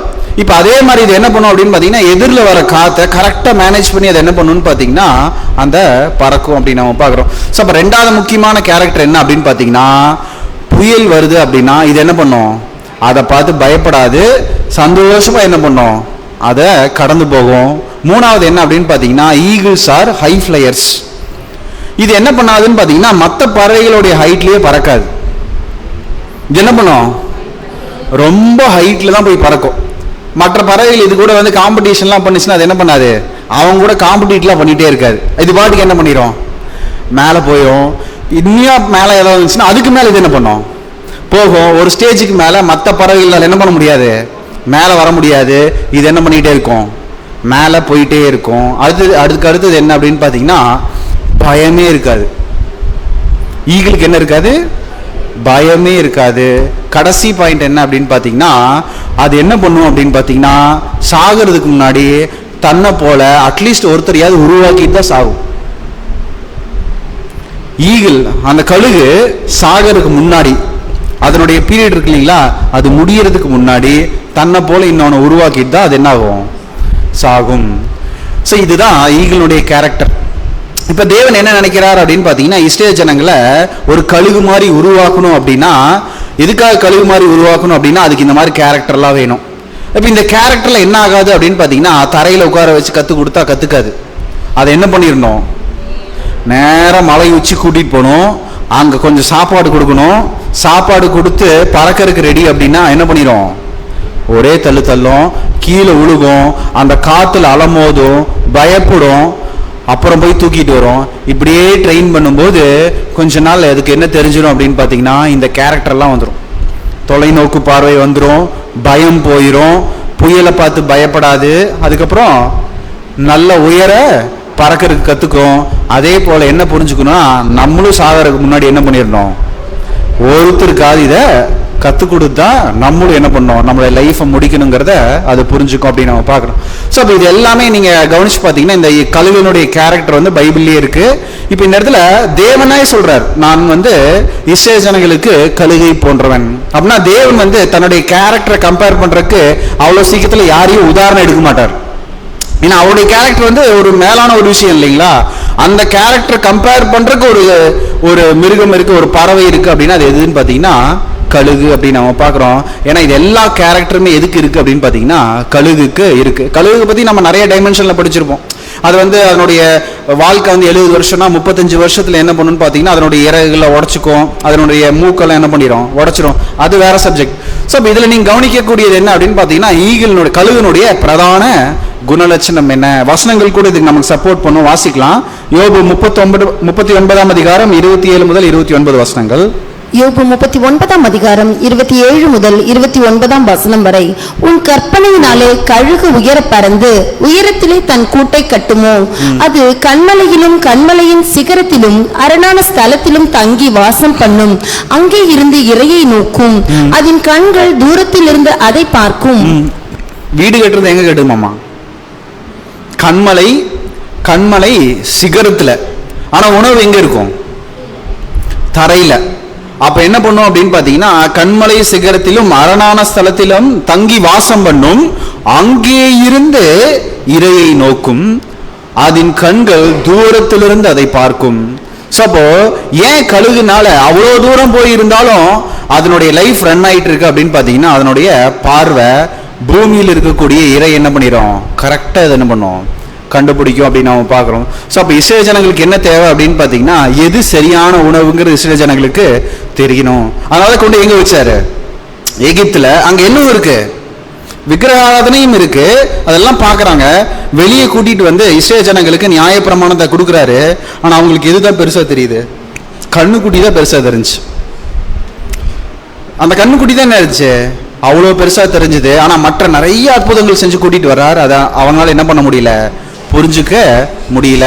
ஸோ நான் இதுவும் என்ன அப்படின்னு பார்த்தீங்கன்னா, அவங்களுக்கு கொடுத்த ட்ரைனிங்ல ஒரு ஸ்டெப். ஸோ அப்போ இதுவும் ஒரு ட்ரைனிங் ப்ராசஸ்ல ஒன்று தான் அப்படின்னு நம்ம பார்க்குறோம். அடுத்தது என்ன அப்படின்னு பார்த்தீங்கன்னா, அது உயர பறக்கும். 1 அதிகாரம் 4 வசனம். உபதியா 1 அதிகாரம் 4 வசனம். நீ கழுகை போல உயர போனாலும், நீ நட்சத்திரங்களுக்குள்ளே உன் கூட்டை கட்டினாலும், அவ்விடத்தில் இருந்தும் உன்னை விழத்தள்ளுவேன் என்று கர்த்தர் சொல்கிறார். சோ இது வந்து ஒரு நெகட்டிவான ஒரு கேரக்டர் பத்தி பேசுறாரு. ஆனா இந்த இடத்துல கேரக்டர் என்ன அப்படின்னு பாத்தீங்கன்னா, கழுகு என்ன பண்ணும், உயர பறக்கும். ஸோ இப்போ இஸ்ரேல் ஜனங்களுடைய கேரக்டர் எப்படி இருக்கணும்னு நினைச்சார் அப்படின்னு பாத்தீங்கன்னா, மற்ற ஜனங்களை விட அவங்க எப்படி இருக்கணும், வித்தியாசப்பட்டு ஒரு மேலான நிலைமையில் இருக்கணுங்கிறது தான் நியாயப்பிரமாணம் கொடுக்குறாரு. நியாயாதிபதிகள், ராஜாக்கள் எல்லாத்தையுமே அவங்களுக்கு அதான் கொடுத்தார். ஆனால் அவங்களுடைய கேரக்டர் எப்படிதான் இருந்துச்சு அப்படின்னு பார்த்தீங்கன்னா, அவங்க மோஸ்ட்லி என்ன நினைப்பாங்க அப்படின்னு பார்த்தீங்கன்னா, மக்களோட மக்களாக இருக்கணும்னு தான் நினைப்பாங்க. பக்கத்தில் புறஜாதியார் எப்படி இருக்காங்க, அவங்களுக்கு ராஜா இருக்காங்க, இங்கேயே ராஜா இல்லை. ஆக்சுவலாக தேவன் என்ன சொல்றாரு, நீங்க அவங்களும் ஒன்றும் கிடையாது, நான் உங்களை என்ன பண்ணியிருக்கேன், வித்தியாசப்படுத்தி வச்சிருக்கேன். ஆனால் நீங்கள் என்ன பண்ணுறீங்கன்னா, அவங்கள கம்பேர் பண்ணி அவங்கள்ட்ட இருக்கிறது என்ன வேணும், எங்களுக்கு வேணும். அப்போ தேவன் என்ன நினைச்சார் அப்படின்னு பார்த்தீங்கன்னா, இவங்க உயர பறக்கணும்னு சொல்லி எதிர்பார்த்தார். ஆனால் இவங்களால என்ன பண்ணவே முடியல, உயர பறக்கவே முடியல. அப்படின்னா நிறைய தடவை தள்ளி விட்டுருக்காரு. ஒவ்வொரு தடவை தள்ளி விடும் போதும் பறக்கவே இல்லை. ஒவ்வொரு தடவையும் என்ன பண்ணுவாரு, வந்து தன்னுடைய இறகுகளை தாங்கிட்டு போவார். இதை தான் அவர் என்ன பண்றாருன்னு பார்த்தீங்கன்னா நிறைய தடவை சொல்லியிருக்காரு. வாசிக்கலாம். யாத்திராகமம் 19ஆம் அதிகாரம் 4ஆம் வசனம். யாத்திராகமம் 19ஆம் அதிகாரம் 4ஆம் வசனம். நான் எகிப்தியருக்கு செய்ததையும் நான் உங்களை கழுகுடைய செட்டைகளின் மேல் சுமந்து உங்களை என் அண்டையிலே சேர்த்து கொண்டதையும் நீங்கள் கண்டிருக்கிறீர்கள். அவருடைய மைண்ட்ல கிளியரா இருக்கு. அவர் யாரு? அவர் கழுகு. இவங்க யாரு? அவனுடைய குட்டி கழுகு. நான் ட்ரெயின் பண்றதுக்கு தான் எங்க கொண்டு உங்களை தள்ளினேன், எகிப்துல தள்ளினேன். உங்களால பறக்க முடியல. என்ன பண்ணேன்? நான் என்னுடைய சட்டைகளை வச்சு உங்களை தாங்கி தூக்கிட்டு வந்து என்ன பண்ணியிருக்கேன்? இப்போ அடுத்த ஸ்டேஜுக்கு நான் உங்களை கொண்டு வரேன். ஸோ அப்போ அவருடைய கிளியர் இன்டென்ஷன் என்ன அப்படின்னு பார்த்தீங்கன்னா, இஸ்ரேல் ஜனங்களை எப்படியாவது தன்னுடைய குணலட்சணத்தை அவங்களுக்கு என்ன பண்ணிடணும், கற்றுக் கொடுக்கணுங்கிறது தான். ஒவ்வொரு இடத்துலையும் அவங்களுக்கு ஏதாவது ஒரு சோதனையை வச்சுக்கிட்டே இருப்பார். இப்போ கானானுக்கு வந்துடுறாங்க. கானானுக்கு வந்ததுக்கு அப்புறம் பீஸ்ஃபுல்லாக இருந்தாங்களா அப்படின்னு பார்த்தீங்கன்னா இல்லை. அவங்களுக்குள்ள புறஜாதியார் வச்சிடுறாரு. யார் வைக்கிறாருன்னு பார்த்தீங்கன்னா, கானான் தேசத்துல இவங்களுக்கு சுதந்திரமா கொடுத்த தேசத்துல உள்ள யார் இருக்கா? புறஜாதியார் இருக்காங்க. ஏன் புறஜாதியார் இருக்காங்க அப்படிங்கிறதுக்கான பதிலும் அவரே சொல்றார். வாசிக்கலாம். நியாயாதிபதிகள் 3ஆம் அதிகாரம் முதல் 2 வசனங்கள். நியாயாதிபதிகள் 3ஆம் அதிகாரம் 1 மற்றும் 2 வசனங்கள். கானான் தேசத்தில் நடந்த சகல யுத்தங்களையும் அறியாதிருந்த இஸ்ரவேலராகிய அனைவரையும் சோதிப்பதற்காகவும் இஸ்ரவேல் புத்திரரின் சன்னதியாரும் அதற்கு முன் யுத்தம் செய்ய அறியாதிருந்தவர்களும் அவைகளை அறியும்படி பழக்குவிப்பதற்காகவும் கர்த்தர் விட்டு வைத்த ஜாதிகள் யார் என்றால் அப்படின்னு சொல்லி ஒரு லிஸ்ட் போடுறார். கர்த்தர் விட்டு வைத்த ஜாதிகள்னு சொல்லிட்டு ஒரு லிஸ்ட். யார் அப்படின்னு பாத்தீங்கன்னா புறஜாதியார். எதுக்காக உள்ள வச்சிருக்காரு அப்படின்னு பாத்தீங்கன்னா கிளியரா சொல்றார். கானான் தேசத்தில் நடந்த சகல யுத்தங்களையும் அறியாத இஸ்ரேலராகிய அனைவரையும் சோதிப்பதற்காக. அப்ப அவருடைய நோக்கம் கானான் தேசத்தை கொடுக்கறது கிடையாது, கானான் தேசத்தை மாத்திரம் கொடுக்கறது கிடையாது. அவரை போல அவங்க என்ன ஆகணும், தகுதி பண்ணணும் அப்படிங்கிறதுக்கு தான் அவர் என்ன பண்றாருன்னு பாத்தீங்கன்னா, தொடர்ந்து ஒவ்வொரு சூழ்நிலையிலையும் அவங்கள தள்ளிட்டே இருந்தார். எகிப்துல தள்ளினார், கானானுக்கு கூட்டிட்டு வந்தார். இப்ப கானான்லயும் என்ன பண்றாருன்னு பாத்தீங்கன்னா, ஒரு தள்ளுற ப்ராசஸ் தான் எது அப்படின்னு பாத்தீங்கன்னா, புறஜாதியார உள்ளேயே வைக்கிறது. நீங்க கவனிச்சு பாத்தீங்கன்னா, அந்த வனாந்தர் பிரயாணத்துல அவங்க நடந்து வரும்போது கூட அவங்க முறுமுறுத்ததுல அநேக முறுமுறுப்பு யார் மூலியமா தான் வந்திருக்குன்னு பாத்தீங்கன்னா, அவங்க எகிப்துல இருந்து கூட்டிட்டு வந்த புறஜாதியார், அவங்க கூட இருக்கக்கூடிய புறஜாதியார். சோ இப்ப இவங்க தேவன் எப்படி பாக்குறாரு அப்படின்னு பாத்தீங்கன்னா, அவங்க புறஜாதியார் கூட இருக்கக்கூடிய அவங்களுடைய ஆலோசனையை கேட்டு நடக்கிறாங்களா, இல்ல நான் சொல்றதை கேட்கறாங்களா? ஏன் அப்படின்னு பாத்தீங்கன்னா, அவங்களுக்கு நல்லது எது கெட்டது எதுன்னு சொல்லி பிரிச்சு பாக்குறதுக்கு என்ன ஆகணும், தெரியணும். ஏன் அப்படின்னு பாத்தீங்கன்னா, அது என்னுடைய குணலட்சணம், நான் அதை அவங்களுக்கு என்ன பண்ணணும், கற்றுக் கொடுக்கணும். ஸோ அப்போ சோதிப்பதற்கு அவங்க மத்தியில் அவர் என்ன பண்ணிட்டே இருந்தார் அப்படின்னு பார்த்தீங்கன்னா, சோதனையை போட்டுட்டே இருந்தார். எதுக்காக அப்படின்னு பார்த்தீங்கன்னா, அவங்க தன்னை போல மாறணும் அப்படின்னு. ஆனால் இந்த கழுகு இஸ்ரேல் அப்படிங்கிற ஒரு ஜாதி என்ன பண்ணவே இல்லை அப்படின்னு பார்த்தீங்கன்னா, கடைசி வரைக்கும் பறக்க கற்றுக்கவே இல்லை. வாசிக்கலாம். நியாயாதிபதிகள் 21ஆம் அதிகாரம் 25ஆம் வசனம். நியாயாதிபதிகள் 21ஆம் அதிகாரம் 25ஆம் வசனம். அந்நாட்களிலே இஸ்ரேலில் ராஜா இல்லை, அவனவன் தன் தன் பார்வைக்கு சரிபோனபடி செய்து வந்தான். அவங்களோட கேரக்டர் இப்படிதான். அட்வைஸ் பண்ற கால் இருக்கிற வரைக்கும் என்ன பண்ணிட்டே இருப்பாங்க, நல்லா இருப்பாங்க. அட்வைஸை கட் பண்ணா என்ன ஆயிடுவாங்க, பழையபடி போயிடுவாங்க. அதான் எப்படி சொல்றாருன்னு பாத்தீங்கன்னா, அந்நாட்களில் இஸ்ரேலில் ராஜா இல்லை, அவனவன் தன் தன் பார்வைக்கு சரி போனபடி செய்தான். ஸோ அப்போ இஸ்ரேல் ஜனங்களுக்கு என்ன தேவைப்பட்டுட்டே இருந்துச்சு அப்படின்னு பார்த்தீங்கன்னா, யாராவது கூட இருந்து என்ன பண்ணிக்கிட்டே இருக்கணும், கைட் பண்ணிக்கிட்டே இருக்கணும். ஆனால் கழுகா மாறுறவங்களுக்கு அது என்ன இல்லை, கண்டிப்பாக அது ஒத்தே வராது. கழுகு எப்படி இருக்கணும்னு பார்த்தீங்கன்னா, இண்டிபெண்ட்டாக அது என்ன ஆகணும், பறக்கணும். கூட இருந்து ஒருத்தர் என்ன பண்ணிக்கிட்டே இருக்கக்கூடாது, சொல்லிக்கிட்டே இருக்கணுன்ற அவசியம் இல்லை. அது இண்டிபெண்ட்டாக என்ன ஆகணும் அப்படின்னு பார்த்தீங்கன்னா, அது சரியான விஷயத்தை தெரிஞ்சுட்டு அதை என்ன பண்ணிக்கிட்டே இருக்கணும், அதனுடைய லைஃப்பை ரன் பண்ணிக்கிட்டே இருக்கணும். ஆனால் தேவன் என்ன பண்ணலன்னு பார்த்தீங்கன்னா, இந்த ட்ரைனிங் ப்ராசஸ் விடவே இல்லை. அவர் என்ன பண்ணிக்கிட்டே இருக்காரு, நீ கழுகா மாறியே ஆகணும்னு சொல்லி என்ன பண்றாரு, தள்ளிட்டே இருக்கார். சில டைம் ஷார்ட் பீரியட் தள்ளுவார், சில டைம் லாங் பீரியட் தள்ளிடுவார். 70 வருஷமா தள்ளுவார். 70 வருஷம் நீ என்ன பண்ண கஷ்டப்படுன்னு சொல்றாரு. திருப்பியும் 70 வருஷம் கழிச்சு கூட்டிட்டு வராரு. அப்படி கூட்டிட்டு வரும்போது கூட கோரேஸை அவர் என்ன பண்றாருன்னு பாத்தீங்கன்னா, விடுவிக்கிறதுக்காக யூஸ் பண்றாரு. அப்படி கோரேஸை சூஸ் பண்ணும்போது கூட யார் மைண்ட்ல இருக்காங்கன்னு பாத்தீங்கன்னா, இஸ்ரேல் ஜனங்கள் தான் மைண்ட்ல இருக்காங்க. வாசிக்கலாம். ஏசாயா 45ஆம் அதிகாரம் 4ஆம் வசனம். ஏசாயா 45 அதிகாரம் 4 வசனம். வெண்கல கதவுகளை உடைத்து இருப்பு தாழ்பாள்களை முடித்து அந்தகாரத்தில் இருக்கிற பொக்கிஷங்களையும் ஒளிப்பிடத்தில் இருக்கிற புதையல்களையும் உனக்கு கொடுப்பேன்.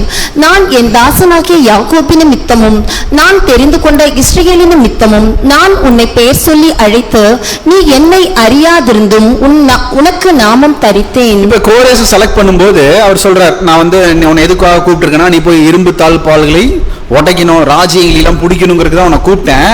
இருந்தாலும் அந்த இடத்துல என்ன சொல்றாருன்னா, நான் என் தாசனாகிய யாக்கோபின் நிமித்தமும் நான் தெரிந்து கொண்ட இஸ்ரேல் நிமித்தமும் உன்னை பெயர் சொல்லி அழைத்து. அப்படின்னா கோரேஸ் எந்த ராஜா? ஒரு புறஜாதி தேசனுடைய ராஜா. அந்த ராஜாவை சூஸ் பண்ணனால மைண்ட்ல யார் இருப்பா? இஸ்ரேல் ஜனங்கள் இருப்பாங்க. இப்பயும் நீங்க கவனிச்சு பாத்தீங்கன்னா அமெரிக்கா ஒருத்தர் பிரசிடென்டா ஆகிறாருன்னா அதுக்கான காரணம் என்னவா இருக்கணும்? இஸ்ரேலா தான் இருக்கணும். ஸோ அப்போ இருந்து அவர் என்ன பண்றாரு அப்படின்னு பாத்தீங்கன்னா எல்லாமே அவருடைய மைண்ட்ல நடுவில் யார் இருப்பா? இஸ்ரேல். அதை சுத்தி தான் அவருடைய திட்டங்கள் என்ன எல்லாமே என்ன ஆகும் அப்படின்னு பாத்தீங்கன்னா செயல்படுத்தப்படும். எதுக்காக அப்படின்னு பாத்தீங்கன்னா இஸ்ரேல் ஜனங்கள் ஃபைனலா யாருடைய கேரக்டரை கத்துக்கணும்? தேவனுடைய கேரக்டரை கத்துக்கணும். ஆனா ஃபர்ஸ்ட் ஒரு ப்ராசஸ்ல அவர் என்ன பண்றாருன்னு பாத்தீங்கன்னா இவங்களை மாத்திரம் ட்ரெயின் பண்ண என்ன ஆகாது, பத்தாது. நம்ம என்ன பண்ணணும் அப்படின்னு பாத்தீங்கன்னா இன்னொரு டீமை ட்ரெயின் பண்ணுங்கிறது தான் என்ன பண்றாருன்னு பாத்தீங்கன்னா இஸ்ரேல் ஜனங்கள்ட்ட இருந்து இயேசு கிறிஸ்துக்கு அப்புறம் என்ன ஆகுது, வாய்ப்பு கடந்து போகுது. ஸோ அப்போ அவர் என்ன பண்றாரு அப்படின்னு பாத்தீங்கன்னா அவருடைய ட்ரைனிங் ப்ராசஸை இஸ்ரேல் ஜனங்கள் கூட நிறுத்தல. அதுக்கப்புறம் அவர் எங்க வர்றாரு, அந்த ட்ரைனிங் ப்ராசஸை புறஜாதியார்கிட்டையும் எடுத்துட்டு வர்றார். ஏன் அப்படின்னு பாத்தீங்கன்னா ஒரு ஸ்டேஜ்ல அவர் வந்து அந்த தாய்கள் வந்து டயர்ட் ஆயிருது. இது என்னப்பா என்ன பண்ணவே மாட்டேங்குது, கத்துக்கவே மாட்டேங்குதே, பறக்கறதுக்கு கத்துக்கவே மாட்டேதுன்னு சொல்லி என்ன பண்ணிடுறாருன்னா இதுக்கு மேல உங்களுக்கு ட்ரெயின் பண்ணா மட்டும் போதாது, நான் என்ன பண்ண போறேன், காமன் ட்ரைனிங். யார் யாரெல்லாம் இதுக்குள்ள வராங்களோ, யார் யாரெல்லாம் பறக்க கத்துக்கிறாங்களோ அவங்கள என்ன பண்ணிக்கிட்டோம், என்னுடைய கேரக்டரை கத்துக்கிட்டுங்கிறதுக்காக அவர் என்ன பண்றாருன்னு பாத்தீங்கன்னா இயேசு கிறிஸ்துக்கு அப்புறம் ட்ரைனிங் ப்ராசஸ் என்ன பண்றாருன்னு பாத்தீங்கன்னா எல்லாத்துக்கும் காமனா கொண்டு வர்றார். காரணம் என்னன்னா இஸ்ரேல் ஜனங்களுடைய அந்த மனநிலைமை தான். ஓசியா 11 அதிகாரம் 4 முதல் 5 வசனங்கள். ஓசியா 11 அதிகாரம் 4 மற்றும் 5 வசனங்கள். மனுஷரை கட்டி இழுக்கிற அன்பின் கயிறுகளால் நான் அவர்களை இழுத்தேன். அவர்கள் கழுத்துகளின் மேல் இருந்த நுகத்தடியை எடுத்து போடுகிறவரை போல இருந்து அவர்கள் பட்சம் சாய்ந்து அவர்களுக்கு ஆகாரம் கொடுத்தேன். மனம் திரும்ப மாட்டோம் என்றதினால் அவர்கள் எகிப்து தேசத்துக்கு திரும்ப போவதில்லை. அசீரியன் அவர்களுக்கு ராஜா. மனுஷரை கட்டி இருக்கிற அன்பின் கயிறுகளால் அவர்களை நான் என்ன பண்ணேன், கட்டி இழுத்தேன். அவர் என்ன பண்றாருன்னா நான் எப்படியெல்லாம் சப்போர்ட் பண்ண முடியுமோ சப்போர்ட் பண்றார். அதான் சொல்றார், அவர்கள் கழுத்துகளின் மேல் இருந்த நுகத்தடியை எடுத்து போடுகிறது போல இருந்து அவர்கள் பட்சம் சாய்ந்து அவர்களுக்கு ஆகாரம் கொடுத்தேன். என்னென்னலாம் வந்து அந்த பேரண்டிங்கா என்ன பண்ணணுமோ அதை என்ன பண்ணியிருக்காரு, கரெக்டா பண்ணியிருக்கார். மனம் திரும்ப மாட்டோம் என்பதினால் அவர்கள் எகிப்து தேசத்திற்கு என்ன பண்ண போறதில்ல, திரும்பி போவது இல்லை. ஏன் அப்படின்னு பாத்தீங்கன்னா ஏதாவது பிரச்சனைன்னு என்ன சொல்லுவாங்க, நாங்கள் ஒரு புது தலைவனை ஏற்படுத்தி கொண்டு எங்க போவோம், எகிப்துக்கு போவோம். அப்படின்னா எதுக்காக அப்படின்னா அடிமையாக இருப்பதற்காக. ஆனா இங்க எப்படி இருப்பீங்க, சுதந்திரமா இருப்பீங்க. எங்களுக்கு அதெல்லாம் தேவையில்லை, எங்களுக்கு எதுதான் வேணும், அடிமையா இருக்கிறதா வேணும். சப்னா இவங்களுக்கு எது இல்லை அப்படின்னு பாத்தீங்கன்னா கடைசி வரைக்கும் தேவன் என்ன சொல்றாரு, என்ன கத்துக் கொடுக்குறாருன்னு என்ன பண்ண முடியல, புரிஞ்சுக்கவே முடியல. அதனாலதான் அவருடைய மைண்ட் எதை நோக்கி இருந்துச்சு, எகிப்தை நோக்கியே இருந்துச்சு. ஆனா அவர் சொல்லிட்டார், நீங்க என்ன நினைச்சாலும் எங்க போக முடியாது, திருப்பி எகிப்துக்குலாம் போக முடியாது. இப்போதைக்கு உங்களுக்கு ராஜாயா தான், அசீரிய ராஜா தான், கொஞ்ச நாள் என்ன பண்ணுங்க, கஷ்டப்படுங்க அப்படின்ட்டு. அப்போ எகிப்து அப்படிங்கிறத அவர் என்ன பண்ணிட்டார் அப்படின்னு பார்த்தீங்கன்னா ஒரு மிகப்பெரிய ஒரு ட்ரைனிங் ஏரியாவை அவர் என்ன பண்ணியிருக்காரு, யூஸ் பண்ணியிருக்கார். எதுக்காக அப்படின்னு பார்த்தீங்கன்னா இஸ்ரேல் ஜனங்களுக்கு அந்த எக்ஸ்பீரியன்ஸை கொடுப்பதற்காக. வாசிக்கலாம் 2 நாளாகமம் 16 அதிகாரம் 9 வசனம். 2 நாளாகமம் 16 அதிகாரம் 9 வசனம். தம்மை பற்றி உத்தம இதயத்தோடு இருக்கிறவர்களுக்கு தம்முடைய வல்லமையை விளங்க பண்ணும்படி கர்த்தருடைய கண்கள் பூமி எங்கும் உலாவிக் கொண்டு இருக்கிறது. இந்த விஷயத்தில் மதியில்லாதவர்களாய் இருந்தீர்கள், ஆகையால் இது முதற்கொண்டு உமக்கு யுத்தங்கள் நேரிடும் என்றான். இப்போ ஒரு ராஜாவை பார்த்து திட்டுறாரு, நீ பண்ணது தப்புப்பா. ஏன் அப்படின்னு பாத்தீங்கன்னா தேவனுடைய கண்கள் என்ன பண்ணிட்டு இருக்கு, ஃபுல்லா பார்த்துக்கிட்டே இருக்கு. தம்மை பற்றி உத்தம இருதயத்தோடு இருக்கிறவர்களுக்கு தம்முடைய வல்லமையை அவர் என்ன பண்ணுவார், விளங்க பண்ணும்படிக்கு கர்த்தருடைய கண்கள் பூமி எங்கும் என்ன ஆயிட்டு இருக்கு, உலாவிட்டு இருக்கு. இதுல ஒரு முக்கியமான பாயிண்ட் என்ன அப்படின்னு பாத்தீங்கன்னா கழுகு வந்து அதனுடைய குட்டி கழுகு கீழே விழுகிறத பார்த்துட்டே இருக்கு. அப்படின்னா அதனுடைய கண்கள்ல இருந்து அந்த கழுகு என்ன ஆகாது, தப்பிக்காது. ஏன்னா அவ்வளவு முழு கவனமும் எது மேலதான் இருக்கும், அந்த குட்டி கழுகு மேலதான் இருக்கும். அதே போலதான் இப்ப தேவனுடைய கண்கள் இஸ்ரவேல் ஜனங்கள் மேல முழு கவனமா இருக்கு. இதுல ப்ராப்ளம் என்னன்னா, நல்லது பண்ணாலும் தெரிஞ்சிடும், கெட்டது பண்ணாலும் தப்பிக்க முடியாது. இப்போ ஒன்ஸ் வந்து கவனத்துக்குள்ள வந்துட்டாங்க அப்படின்னா அவங்க நல்லது பண்ணா அதுக்கான கிரெடிட் கிடைச்சிடும், தப்பு பண்ணாலும் என்ன பண்ண முடியாது, தப்பிக்க முடியாது. எங்கேயும் போய் மறைய முடியுமா? அவர் பார்த்துட்டே இருக்காரு, எப்படி விழுந்தாலும் காப்பாத்தி என்னங்கிறக்க அவர் என்ன பண்றாரு, பார்த்துட்டே இருக்காரு. அதனால நீ நல்லா புரிஞ்சுக்கோ, தேவனுடைய கண்கள் என்ன பண்ணிட்டே இருக்கு, பார்த்துக்கிட்டே இருக்கு. நீ கரெக்டா இருந்த உத்தம இருதயத்தோட இருந்தா அவருடைய வல்லமை விளங்க பண்றதுக்கு அவர் ரெடியா இருக்காரு. இது உனக்கு புரியாம போயிருச்சு ராஜான்னு சொல்லி என்ன பண்றாரு, அந்த இடத்துல திட்டுறார். ஸோ அப்போ அவர் கழுகு மாதிரி என்ன பண்ணிட்டு இருக்காருன்னா அவருடைய பார்வையை இஸ்ரவேல் ஜனங்கள் மேலேயே தான் வச்சிருக்காருன்னு பார்க்கிறோம். வாசிக்கலாம். எரேமியா 16ஆம் அதிகாரம் 17ஆம் வசனம். எரேமியா 16ஆம் அதிகாரம் 17ஆம் வசனம். என் கண்கள் அவர்களுடைய எல்லா வழிகளின் மேலும் நோக்கமா இருக்கிறது, அவைகள் என் முகத்துக்கு முன்பாக மறைந்திருக்கிறது இல்லை, அவர்களுடைய அக்கிரமம் என் கண்களுக்கு முன்பாக மறைவாய் இருக்கிறதும் இல்லை. சோ அவருடைய அக்கிரமம் என்ன ஆகாது, மறைவாய் இருக்க இதில்லை அப்படின்னு சொல்றாரு. அப்படின்னா தேவன் சூஸ் பண்ணிட்டார், அவங்கள ட்ரெயின் பண்றார். அப்படின்னா அதுல இன்னொரு முக்கியமான பாயிண்ட் என்ன அப்படின்னு பாத்தீங்கன்னா, அவருடைய தவறுகளும் அவருடைய பார்வைக்கு எப்படி இருக்கும், அப்படியே அப்பட்டமாக தெரியக்கூடியதாக இருக்கும். ஸோ அப்போ அந்த ட்ரைனிங் ப்ராசஸ்ல அவர் என்ன பண்ணிட்டே இருக்கார் அப்படின்னு பார்த்தீங்கன்னா, நம்மளை தள்ளி விட்ட மாதிரி இருக்கும், கூட இல்லாத மாதிரி இருக்கும், ஆனால் என்ன பண்ணிட்டே இருப்பாரு, பார்த்துட்டே இருப்பார். நம்மளை தள்ளி விட்டாரு, நமக்கு அவருக்கு சம்பந்தம் இல்லை, நம்ம எப்படி வேணா இருக்கலாம் அப்படின்னு சொல்லி அந்த கழுகு நினைச்சா அப்படிலாம் கிடையாது, பக்கத்துலேயே பறந்துட்டு இருப்பாரு. இந்த குட்டி கழுகுக்கு என்ன ஆகாது, தெரியாது, ஆனால் என்ன பண்ணிக்கிட்டே இருப்பாரு, பார்த்துக்கிட்டே இருப்பாரு. ஆனால் ட்ரைனிங் எப்படிதான் இருக்கும் அப்படின்னு பார்த்தீங்கன்னா, கழுகு ட்ரெயின் பண்ற மாதிரி தான் இருக்கும். வாசிக்கலாம். எரேமியா 6ஆம் அதிகாரம் 7ஆம் வசனம். எரேமியா 6ஆம் அதிகாரம் 7ஆம் வசனம்.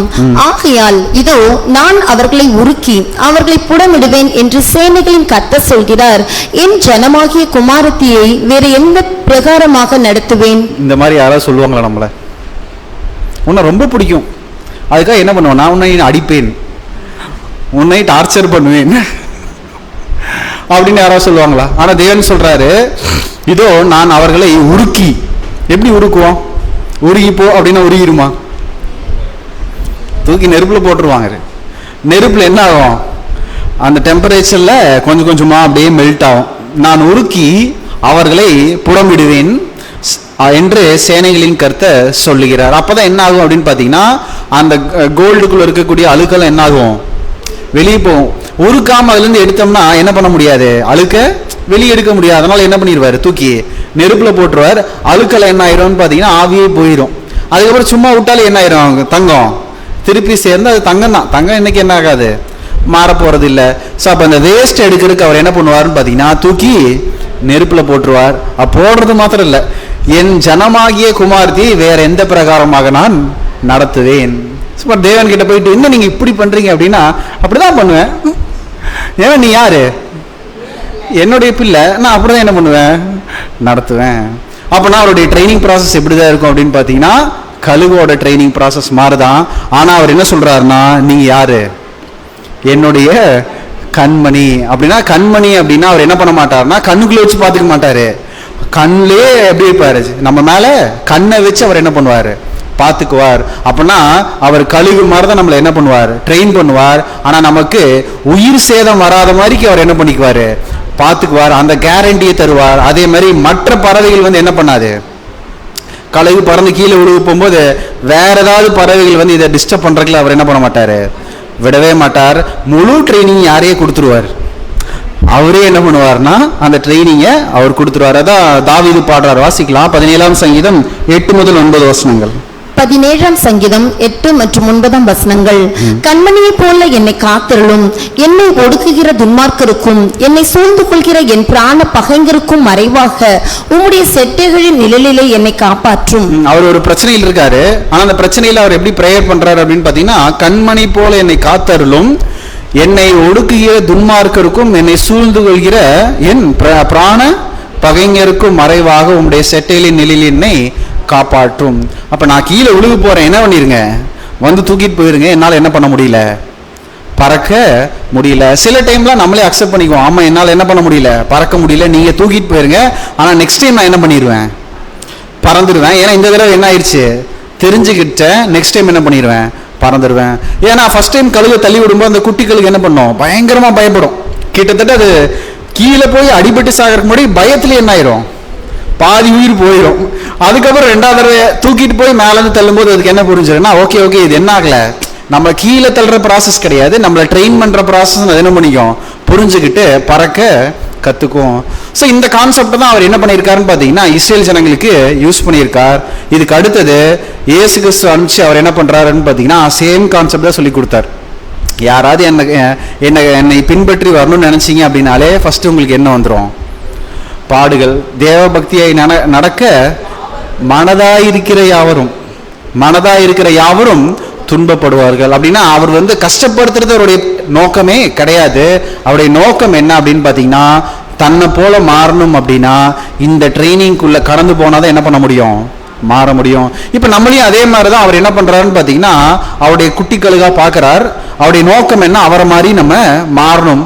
இப்ப அவருக்கு இருக்கக்கூடிய கேரக்டர் நம்ம கத்துக்கிறதுக்கு அநேக சூழ்நிலையில் நம்ம தள்ளுவார். இப்போ எக்ஸாம்பிள் நீங்க பாத்தீங்கன்னா அந்த குட்டி கழுகுக்கு அந்த தாய் கழுகு என்ன பண்ணும்னு பாத்தீங்கன்னா ஒரு 10 வாரம் என்ன பண்ணும், நல்லா ஃபுட்டு கொடுக்கும். ஃபுட்டு கொடுத்ததுக்கு அப்புறம் தான் என்ன பண்ணும், கீழே தள்ளும். இப்போ நம்மளுக்கும் அப்படிதான். நமக்கு எத்தனை வாரம், நமக்கு 52 வாரம் இல்லை 53 வாரம் ஃபுட்டு கொடுத்துருவாரு. ஃபுட்டு கொடுத்ததுக்கு அப்புறம் என்ன பண்ணிடுவாரு, ஒரே தள்ளு. எங்க தள்ளிடுவாரு, போய் பறங்கன்னு சொல்லி என்ன பண்ணிடுவாரு, நிறைய சோதனைக்குள்ள தள்ளிடுவார். அப்போ ஃபுட்டு வாங்கினதுக்கு அப்புறம் நமக்கு டெஃபினட்டா எது இருக்கு அப்படின்னு பார்த்தீங்கன்னா ட்ரைனிங் ஸ்டார்ட் ஆயிடும். அந்த ட்ரைனிங் எப்படிப்பட்ட ட்ரைனிங் அப்படின்னா ரொம்ப சிம்பிள் தான். மலை உச்சிலேருந்து நம்மளை என்ன பண்ணிடுவாங்க, கீழே தள்ளிடுவாங்க. நேராக போய் தரையில் உழுக போவோம், என்ன பண்ணிடுவாங்க, காப்பாற்றிடுவாங்க. ஆனால் இந்த ட்ரைனிங் ரொம்ப சிம்பிள் தான். நம்மளை என்ன பண்ணிகிட்டே இருப்பாங்க, இந்த மாதிரி தள்ளிக்கிட்டே இருப்பாங்க. எதுக்காக இந்த மாதிரி தள்ளுறாங்க அப்படின்னு பார்த்தீங்கன்னா ஒவ்வொரு தடவை தள்ளும் போது ஒவ்வொரு கேரக்டர் நம்ம என்ன பண்ணிக்குவோம், கற்றுக்குவோம். மெயினாக நமக்கு என்ன கேரக்டர் தேவை அப்படின்னு பார்த்தீங்கன்னா அந்த கழுகுக்கு இருக்கக்கூடிய கேரக்டர் தான். என்ன அப்படின்னு பார்த்தீங்கன்னா கழுகுக்கு ஒரு பவர்ஃபுல் விஷன் இருக்கும். எதுக்காக அப்படின்னு பார்த்தீங்கன்னா 2 காரணம் பார்த்தோம். ஒன்று உணவை கண்டுபிடிக்கிறதுக்கு, அதுக்கப்புறம் எதிரியையும் கரெக்டாக கண்டுபிடிக்கிறதுக்கு. இப்போ நமக்கும் அதே தான். எதுக்காக இந்த மாதிரி சூழ்நிலைகளை தள்ளுறாரு அப்படின்னு பார்த்தீங்கன்னா ஃபர்ஸ்ட்டு நம்ம உணவை கரெக்டாக கண்டுபிடிக்க தெரியணும். ஏன் அப்படின்னு பார்த்தீங்கன்னா உணவை கண்டுபிடிக்க தெரியலனா நம்மளுடைய லைஃப் என்ன ஆகாது, எக்ஸ்டெண்ட் ஆகாது. 2 நாள் 3 நாள் தாங்கும், 4ஆவது நாள் லைஃப் முடிஞ்சிடும். ஏன் அப்படின்னு பார்த்தீங்கன்னா ஃபுட்டு இல்லாமல் சர்வேவு ஆக முடியாது. இப்போ அதே போல தான் நமக்கு எங்கே போனாலுமே என்ன தெரிஞ்சிருக்கணும் அப்படின்னு பார்த்தீங்கன்னா எது சத்தியம் அப்படிங்கிறது தெரிஞ்சிருக்கணும். ஏன்னா எல்லா ஃபுட்டும் என்ன ஆகாது, நமக்கு டைஜஷன் ஆகாது, ஒத்துக்காது, நமக்கு தகுதியானதாக இருக்காது. அப்போ ஃபர்ஸ்ட் என்ன கண்டுபிடிக்கணும் அப்படின்னு பார்த்தீங்கன்னா எங்கே போனாலும் சரி, இங்கேருந்து நீங்கள் எந்த ஊருக்கு போனாலும் எந்த நாட்டுக்கு போனாலும் சரி நமக்கு எது தெரியணும் அப்படின்னு பார்த்தீங்கன்னா எங்கே ஃபுட்டு இருக்குங்கிறது தெரியணும். ஒருவேளை உணவை எடுக்கிறத நிறுத்தணும் அப்படின்னா டெஃபினட்டாக என்ன ஆயிரும் அப்படின்னு பார்த்தீங்கன்னா ஸ்லோவாக இந்த ஜீவன் நம்மளை விட்டு போயிடும். இந்த ஜீவ வழி பாதையிலேருந்து நம்ம என்ன ஆயிடுவோம், வெளியே போயிடுவோம். ஸோ அப்போ ட்ரைனிங் ப்ராசஸில் எது ரொம்ப ரொம்ப முக்கியம் அப்படின்னு பார்த்தீங்கன்னா உணவை உட்கொள்வது, அதுவும் சரியான உணவை உட்கொள்வது. ஸோ அப்போ இந்த சரியான உணவை உட்கொள்வதற்கான இடம் தான் எது அப்படின்னு பார்த்தீங்கன்னா சபை கூடுதல் அப்படின்னு நம்ம பார்க்குறோம். சபை கூடுதல், அதுக்கு அடுத்தது என்ன அப்படின்னு பார்த்தீங்கன்னா தனிப்பட்ட விதத்தில் நம்ம வேத வாசிப்பும் அதை தியானிக்கக்கூடிய காரியங்கள் கட்டாயமாக நமக்கு வேணும். இது ரெண்டுமே இல்லைனாலும் கொஞ்ச நாள் கழிச்சு என்ன ஆயிரும் அப்படின்னு பார்த்தீங்கன்னா நம்மளுடைய இந்த ஓட்டம் அப்படியே ஸ்லோவாயிரும். எதுக்காக ஃபுட்டு சாப்பிட்றோம், ஹெல்த்தாக இருக்கிற. இப்போ நம்ம கேட்கலாம்ல 365 நாள் ஃபுல்லாக சாப்பிட்றேங்க பிரதர், ஒரு 7 நாள் மட்டும் பிரேக் விட்றேனே, 360 நாள் சாப்பிட்டுக்கிறேன், ஒரு 5 நாள் மட்டும் நான் சாப்பிடாம இருந்துக்கிறேன்னா கேட்குமா உடம்பு? ஏன் கேட்காது? கண்டிப்பா உணவு வேணும். ஏன்னா நம்ம நடக்கிறதுக்கு பேசுறதுக்கு எல்லாத்துக்கும் என்ன வேணும்னு பார்த்தீங்கன்னா எனர்ஜி. இப்போ அதே மாதிரி நம்ம என்னைக்கா சொல்ல முடியுமா, நான் வாரம் ஞாயிற்றுக்கிழமை என்ன பண்ணிட்டு தான் இருக்கேன், மீட்டிங் வந்துட்டு தான் இருக்கேன், ஒரு வாரம் போலின்னு என்ன ஆக போகுது அப்படின்னு சொல்லி என்ன பண்ணுவோம், நாமளே கன்வின்ஸ் பண்ணிக்குவோம். அப்போ என்ன ஆகும்னா நீ சாப்பிடாம ஒரு வாரம் இருக்க முடியுமா அப்படின்னு கேட்டிங்கன்னா கண்டிப்பாக இருக்க முடியாது. ஏன் அப்படின்னு பார்த்தீங்கன்னா இது ஒரு எனர்ஜி. இந்த எனர்ஜி நம்ம கொடுக்கல, இந்த எனர்ஜி நம்ம உடம்புக்குள்ளே போகல அப்படின்னா நம்மளால் என்ன பண்ண முடியாதுன்னா நடக்க முடியாது, பேச முடியாது, எதுவுமே பண்ண முடியாது. ஸோ இப்போ சத்தியம் அப்படிங்கிறது நமக்கு எப்படிப்பட்டது அப்படின்னு பார்த்தீங்கன்னா உணவு மாதிரி. இந்த உணவை டைமுக்கு எடுத்துக்கல அப்படின்னா அது என்ன ஆயிரும் அப்படின்னு பார்த்தீங்கன்னா கொஞ்சம் கொஞ்சமாக நம்ம நார்மலாக செய்யக்கூடிய விஷயம் கூட நம்மளால் என்ன பண்ண முடியாது, செய்ய முடியாமல் போயிடும். ஸோ அப்போ உணவு அப்படிங்கிறது ரொம்ப ரொம்ப இம்பார்ட்டண்ட். யாருக்கு அப்படின்னு பார்த்தீங்கன்னா கழுகா மாறுறவங்களுக்கு.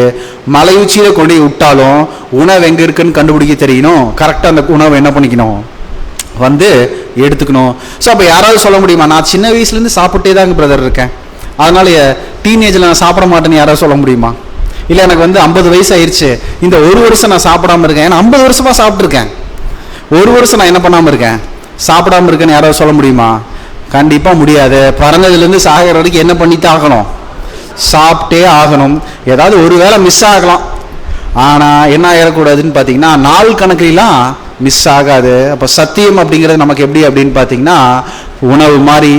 அதை நம்ம குறைக்கிறோம் இல்லைன்னா தவிர்க்கிறோம் அப்படின்னா கண்டிப்பாக நம்மளுடைய ஜீவன் என்ன ஆகாதுன்னு பார்த்தீங்கன்னா நம்மக்கிட்ட இருக்காது, இந்த பாதையிலேருந்து என்ன ஆயிடுவோம், விலகி போயிடும். ஸோ அப்போ நமக்கு ஃபஸ்ட்டு எது தேவை அப்படின்னு பார்த்தீங்கன்னா பவர்ஃபுல் விஷன். என்ன பிரச்சனை வந்தாலும் எதை மட்டும் விட்டுறவே கூடாது, சத்தியத்தை உட்கொள்வதை விட்டுறவே கூடாது. சத்தியத்தை விடுறது இல்லை, சத்தியத்தை உட்கொள்றது என்ன பண்ணிடக்கூடாது, விட்டுறவே கூடாது. விட்டோம் அப்படின்னா ஸ்லோ டெத்து தான். என்ன ஆயிரும், ஸ்லோவாக என்ன ஆயிரும்னு பார்த்தீங்கன்னா அப்படியே வெளியே போயிடுவோம். அதுக்கப்புறம் என்ன ஆயிரும்னு பார்த்தீங்கன்னா நடமாடும் இறந்தவர்களாக என்ன பண்ணிட்டு இருப்போம், அப்படியே சுற்றிட்டு இருப்போம். இயேசு கிறிஸ்து தானே சொல்றாரு, மரித்தோர் தங்களை அடக்கம் பண்ணட்டும் அப்படின்னா மரித்த நிலைமையில் இருக்காங்க. நம்மளும் என்ன ஆயிடுவோம் அப்படின்னு பார்த்தீங்கன்னா மரித்த நிலைமையில் அப்படியே என்ன ஆகிட்டு இருப்போம், நடமாடிட்டு இருப்போம். ஜீவன் நமக்குள்ள இருக்காது. ஜீவன் வேணும்னா கண்டிப்பாக இந்த உணவை என்ன பண்ணிகிட்டே இருக்கணும், சாப்பிட்டே இருக்கணும். ரெண்டாவது என்ன அப்படின்னு பார்த்தீங்கன்னா எதிரி யாருன்னு தெரியணும். அது உணவா இல்லை கண்ணியா இல்லை வந்து வேடனுடைய வலையா அப்படின்னு சொல்லி என்ன பண்ணணும், கரெக்டாக தெரியணும். ஏன் தெரியணும், சாப்பிடாம இருந்தா எப்படி ஜீவன் போயிருமோ அதே போல வேடன் கிட்ட மாட்டினாலும் என்ன போயிடும், ஜீவன் போயிடும். அப்ப நமக்கு எது நல்லா தெரியணும் அப்படின்னு பார்த்தீங்கன்னா எது உணவு எது சாத்தானுடைய கண்ணி அப்படின்னு தெரியணும். அப்ப சாத்தான் என்ன பண்ணிக்கிட்டே இருப்பான், நமக்கு வலை விரிச்சிட்டே இருப்பான். எதுக்காக அப்படின்னு பார்த்தீங்கன்னா ஜீவனை எடுக்கிறதுக்கு. அப்ப நம்ம என்ன தெரிஞ்சுக்கணும் அப்படின்னு பார்த்தீங்கன்னா எது சாத்தானுடைய கண்ணிங்கிறது என்ன பண்ணணும், தெரிஞ்சுக்கிட்டாதான் நம்மளுடைய ஜீவனை நம்மளால பார்த்து கொள்ள முடியும். வாசிக்கலாம் 1 பேதுரு 2ஆம் அதிகாரம் 3ஆம் வசனம். 1 பேதுரு 2ஆம் அதிகாரம் 3ஆம் வசனம். நீங்கள் வளரும்படி புதிதாய் பிறந்த குழந்தைகளைப் போல திரு வசனமாகிய கலங்கம் இல்லாத ஞானப்பாலின் மேல் வாஞ்சியா இருங்கள். ஸோ அதனால அவர் என்ன சொல்றாருன்னா நீங்க குழந்தை மாதிரி எப்பவுமே குழந்தையா நினைச்சுக்கோங்க. எப்படி ஒரு குழந்தை வந்து சாப்பாடுறதுக்கு ஏங்குமோ அதே மாதிரி நீங்க என்ன பண்ணுங்க, சத்தியத்திற்கு ஏங்கிட்டே இருங்க. நீங்க வந்து சொல்ல முடியுமா, அதை சேம் எக்ஸாம்பிள் தான். எனக்கு வந்து இவ்வளவு வருஷம் நான் சாப்பிட்டேன், இதுக்கு மேல எனக்கு தேவையில்லைன்னு யாருமே என்ன பண்ண முடியாது, சொல்லவே முடியாது. ஏன்னா இதுக்கு வந்து ஒரு நிறைவே கிடையாது. எதுக்கு அப்படின்னு பார்த்தீங்கன்னா சத்தியத்தை உட்கொள்றதற்கு. ஏன்னா அவ்வளோ விஷயங்கள் அவர் என்ன பண்ணியிருக்காரு, வச்சுட்டே இருக்கார். நம்ம சாப்பிட்டே இருக்கணும். சாகிற வரைக்கும் என்ன பண்ணிட்டு தான் ஆகணும்னு பார்த்தீங்கன்னா சாப்பிட்டே தான் ஆகணும். அதே சமயத்தில் சாத்தானுடைய கண்ணி எது, அவனுடைய வலை எது அப்படின்னு தெரிஞ்சுக்கிட்டு தப்பிச்சுட்டே இருக்கணும். இப்போ வேடன் வந்து எது வரைக்கும் துரத்திட்டே இருப்பான் ஒரு பறவைய, அதை பிடிக்கிற வரைக்கும் துரத்திட்டே இருப்பான். இப்போ நம்மளை என்ன பண்ணிட்டே இருப்பான் சாத்தான், ஒரு தடவை வலை போட்டு பார்ப்பான், வலையில சிக்கல, சரி போ உன்னை விட்டுறேன் மன்னிச்சிட்டேன் அப்படின்னு சொல்லி விட்டு போயிடுவானா. தொடர்ந்து அட்டம் பண்ணிக்கிட்டே இருப்பான். எதுக்காக, வெல்லணுங்கிறதுக்காக, நம்மளுடைய ஜீவனை எடுப்பதற்காக. அப்போ ஒவ்வொரு தடவையும் தப்பிச்சுட்டா நம்ம என்ன புரிஞ்சுக்கலாம்னா ஓகே இந்த பிரச்சனையில தப்பிச்சிட்டோம், அடுத்த பிரச்சனை வராதுன்னு இல்லை, அடுத்த பிரச்சனை என்ன ஆகிட்டு தான் இருக்கும், வந்துக்கிட்டே தான் இருக்கணும். இதுவும் அப்படிதான், சாகிற வரைக்கும் தப்பிச்சுக்கிட்டே தான் இருக்கணும். எதுக்கு அப்படின்னு பார்த்தீங்கன்னா வேடனுடைய கண்ணிக்கு. ரெண்டாவது என்ன கேரக்டர் நம்ம பார்த்தோம் அப்படின்னு பார்த்தீங்கன்னா கழுகுக்கு வந்து இந்த புயல் ரொம்ப பிடிக்குமாமா. ஆனால் நார்மல் பறவைகளுக்கு அந்த புயல்னா பிடிக்காது. என்ன பண்ணும், பார்த்தாலே ஓடிடும். புயல் அந்த பக்கம் வருதுன்னா இந்த பக்கம் ஓடிடும். இப்போ அந்த புயல் எது, நம்ம எதுக்கு அடையாளப்படுத்துவோம், எல்லாம் தெரிஞ்சது தான். ஃபர்ஸ்ட் அந்த சாதகமான புயல் எதுவாக இருக்கும், பாடுகள். இப்போ ஜென்ரலாக வந்து உலகத்தில் என்ன பண்ணுவாங்க, பாடுகள் வந்துச்சுன்னா என்ன பண்ணிடுவாங்க, ஓடிடுவாங்க. ஏதாவது இது செஞ்ச அப்படின்னா உனக்கு பாடுகள் பிரச்சனை வருது அப்படின்னு என்ன பண்ண மாட்டாங்க, செய்ய மாட்டாங்க. ஏன்னா அந்த பிரச்சனை அவங்களுக்கு வேண்டாம். ஏன்னா ஒரு ஸ்மூத்தான லைஃப் இருக்கணும் அப்படிங்கிறது தான். ஏன்னா எல்லாரும் போய் ப்ரேயர் பண்ணுறதுக்கு என்ன தான் ப்ரேயர் பண்ணுவாங்க, நல்லா இருக்கணும், பிரச்சனையே வரக்கூடாது, எந்த ப்ராப்ளம் என்னுடைய சரீரத்திலையும் பிரச்சனை வரக்கூடாது, குடும்பத்திலையும் பிரச்சனை வரக்கூடாது, ஆஃபீஸ்லேயும் பிரச்சனை வரக்கூடாது, பக்கத்து வீட்லேயும் பிரச்சனை வரக்கூடாது. நான் எப்படி இருக்கணும்? நல்லா இருக்கணும் அப்படின்ட்டு. ஏன்னா இந்த இது வந்து மற்ற பறவைகளுடைய பார்வை. இப்போ நம்மளா இருந்தால் என்ன சொல்லுவோம்? பிரச்சனை வரட்டும், வந்தால் நான் என்ன பண்ண போகிறேன்? இன்னும் உயர பறப்பேன். எப்படி உயர பறக்கிறது? அங்கே போய் தான் நம்ம என்ன பண்ணுவோம்னு பார்த்தீங்கன்னா கேரக்டர் காட்டுவோம். அப்போ இப்போ நான் ஒரு கேரக்டர் காட்டணும்னு வச்சுக்கோங்களேன், ஒரு நல்ல ஒரு அன்புங்கிற ஒரு கேரக்டர் நான் காட்டணும் அப்படின்னா யாரையாவது என்ன வெறுக்கணும்.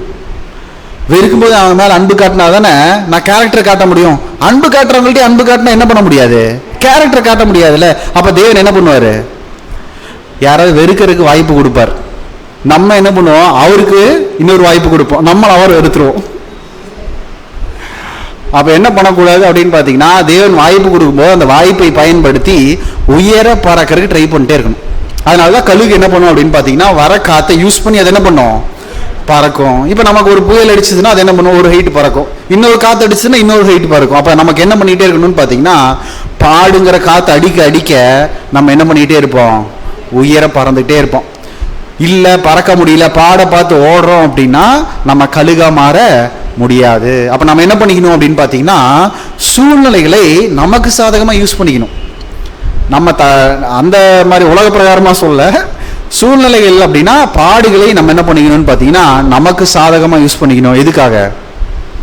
நம்மளுடைய கேரக்டரை காட்டுறக்காக, கேரக்டரை டெவலப் பண்ணுறாங்க.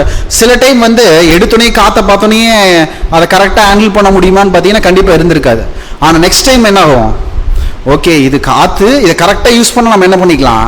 மேலே பறக்கலாம்னு தெரிஞ்சுக்கிட்டு ஒவ்வொரு தடவை பாடுகள் வரும்போது என்ன தெரிஞ்சுக்கணும்னா, இதில் என்ன கேரக்டர் என்னால் காட்ட முடியும், இதில் என்ன கேரக்டர் காட்டினா நான் இன்னும் என்னாவேன், ஒரு மேலான நிலைமைக்கு வருவேன் அப்படிங்கிறத தெரிஞ்சுக்கிட்டு பிரச்சனையை நம்ம எப்படி பார்க்கணும் அப்படின்னு பார்த்தீங்கன்னா, உயர பறக்கிறதுக்கான ஒரு வாய்ப்பாக பார்க்கணும் மொழிய. அதை பார்த்துட்டு என்ன பண்ணக்கூடாது? பயந்து ஓடக்கூடாது. வாசிக்கலாம். 1 பேதுரு 4ஆம் அதிகாரம் 12-13 வசனங்கள். 1 பேதுரு 4ஆம் அதிகாரம் 12 முதல். பிரியமானவர்களே, உங்களை சோதிக்கும்படி உங்கள் நடுவில் பற்றி எரிகிற அக்கினியை குறித்து ஏதோ புதுமை என்று திகையாமல், கிறிஸ்துவின் மகிமை வெளிப்படும் போது நீங்கள் கலிகூர்ந்து மகிழும்படியாக அவருடைய பாடுகளுக்கு நீங்கள் பங்காளிகள் ஆனதால் சந்தோஷப்படுங்கள். அதான், உங்களை சோதிக்கும்படி உங்கள் மத்தியிலே பற்றி எரிகிற அக்கினியை குறித்து என்ன பண்ணாதீங்க, ஏதோ புதுசுன்னு சொல்லி என்ன பண்ணாதீங்க, நினைக்காதீங்க. கிறிஸ்துவின் மகிமை வெளிப்படும் போது சந்தோஷப்படணுமா? அவருடைய பாடுகளுக்கு நீங்க என்ன பண்ணிருங்க, பங்காளிகளானதால் சந்தோஷப்படுங்கள். ஸோ அப்போ நம்ம வந்து ஒரு பார்ட்டேக்கர் எதுல அப்படின்னு பார்த்தீங்கன்னா, பாடுகள்ல பார்ட்டேக்கர். பாடுபடுறதுல பங்கு இருக்கு. அப்படி பங்கு நம்ம பெற்றுக்கொள்ளும் போது, கஷ்டப்படும் போது என்ன மைண்ட்ல வச்சுக்கலாம் அப்படின்னா, நம்ம கிறிஸ்து வெளிப்படும் போது என்ன ஆகணும்? சந்தோஷமா இருக்கணும். இப்போ சந்தோஷமா இருக்கணுமா? கிறிஸ்து வெளிப்படும் போது சந்தோஷமா இருக்கணுமா? கிறிஸ்து வெளிப்படும் போது நம்ம கலிகூறணும் அப்படின்னா, இப்போ அவர் கூட நம்ம என்ன பண்ணணும்?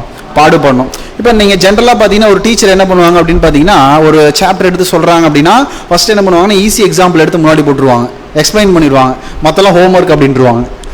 ஸ்டூடெண்ட்ஸுக்கு வந்து பயங்கர கோவம் வரும். கஷ்டமானதெல்லாம் நம்மக்கிட்ட தள்ளிடுறாங்க, ஈஸியானதை மட்டும் அவங்க சொல்லிடுறாங்களே அப்படின்ட்டு. ஆனால் நம்ம டீச்சர் அப்படி கிடையாது. ஃபர்ஸ்ட் கஷ்டமான ப்ராப்ளத்தை எடுத்து அவர் சால்வ் பண்ணிடுவார். யாரு? இயேசு கிறிஸ்து. அவர் சால்வ் பண்ணிட்டு, சால்வ் பண்ண முடிகிற ப்ராப்ளத்தை தான் என்ன பண்ணியிருக்கேன், உங்களுக்கு கொடுத்துருக்கேன், நீங்களே என்ன பண்ணலாம்? சால்வ் பண்ணலாம், சால்வ் பண்ணுங்க அப்படின்னு சொல்லிட்டு தான் என்ன சொல்றாருன்னா, கிறிஸ்துவின் பாடுகளுக்கு நம்ம யாரு? பங்காளிகள். அப்படின்னா கிறிஸ்துவ நம்மளை பாடுபடுங்கன்னு சொல்லலை, அவர் பாடுபட்டு பாதி மிச்சத்தை தான் என்ன பண்ணியிருக்காரு, நமக்கு பங்காக கொடுத்துருக்காரு, ஷேர் ஹோல்டர்ஸாக கொடுத்துருக்காரு. அந்த ஷேரை வாங்கிட்டு என்ன பண்ணோம்? அதில் பாடுபடணும். அந்த பாடுபடுவதனுடைய நோக்கம் என்னன்னா, நம்ம யார் மாதிரி மாறணும் அப்படின்னு பார்த்தீங்கன்னா, கழுகு மாதிரி நம்ம மாறணும். அதுக்கு அடுத்த 3வது கேரக்டர் என்ன அப்படின்னு பார்த்தீங்கன்னா, ஈகிள்ஸ் ஆர் ஹை ஃப்ளையர்ஸ். அது என்ன பண்ணாதுன்னு பார்த்தீங்கன்னா, மற்ற பறவைகள் பறக்கிற ஹைட்லேயே அது பறக்கவே பறக்காது. அது என்ன பண்ணிடும்? ரொம்ப ஹைட்டுக்கு போயிடும். எந்த பறவையும் அதனால் என்ன பண்ண முடியாது, டச் பண்ணவே முடியாது. அந்த உயரத்துக்கு வந்துச்சுன்னா அது இன்னும் என்ன பண்ணிடும், இன்னும் ஹைட்டாக பறந்துகிட்டே இருக்கும். அப்போ கீழே இருக்க பறவைகள் என்ன தெரிஞ்சிடும் அப்படின்னு பார்த்தீங்கன்னா, அதை ஒன்றும் பண்ண முடியாதுப்பா, அது எங்கே இருக்குது, ரொம்ப உயரத்தில் இருக்குது, நம்மளால் அதை என்ன பண்ண முடியாது, டிஸ்டர்பே பண்ண முடியாது. ஏன் போய் கூட்டை வந்து கண்மணியில் கட்டுது, கீழே இடமே இல்லையா? மற்றவங்கள மாதிரி மற்றவங்களுடைய டிஸ்டர்பன்ஸே இல்லாமல் என்ன பண்ணிடும், தனியான ஒரு நிலைமைக்கு அது போயிடும். இதனுடைய பீஸ், இதனுடைய சமாதானத்தை வேற எந்த பறவைகள் என்ன பண்ண முடியாது, கெடுக்கவே முடியாது. அந்த மாதிரி ஒரு நிலைமைக்கு அது என்ன பண்ணிக்குன்னு பார்த்தீங்கன்னா தன்னை உயர்த்தி கொள்ளும். ஸோ அப்போ நம்மளும் என்ன பண்ணணும்னு பார்த்தீங்கன்னா நம்மளுடைய கேரக்டரை வந்து என்ன பண்ணிகிட்டே இருக்கணும்னு பார்த்தீங்கன்னா இன்க்ரீஸ் பண்ணிக்கிட்டே இருக்கணும். நம்மளுடைய லெவலை என்ன பண்ணக்கூடாதுன்னு பார்த்தீங்கன்னா மற்றவங்க கூட கம்பேரே பண்ணக்கூடாது. நம்ம என்ன பண்ணிக்கிட்டே இருக்கணும், தொடர்ந்து நம்மளுடைய ஹைட்டை இன்க்ரீஸ் பண்ணிட்டே இருக்கணும், நம்மளுடைய கேரக்டரை டெவலப் பண்ணிக்கிட்டே இருக்கணும், மேலே கொண்டு போய்கிட்டே இருக்கணும். மற்றவர்கள் உலகத்தில் இருக்கிறது பார்த்தா இவங்க ஹைட்டுக்கெல்லாம் நம்மளால என்ன பண்ண முடியாது, பறக்க முடியாது அப்படின்னு சொல்லி அவங்க என்ன பண்ணணும் சொல்லணும். வாசிக்கலாம் 1 பேதுரு 3ஆம் அதிகாரம் 16ஆம் வசனம். 1 பேதுரு 3ஆம் அதிகாரம் 16ஆம் வசனம்.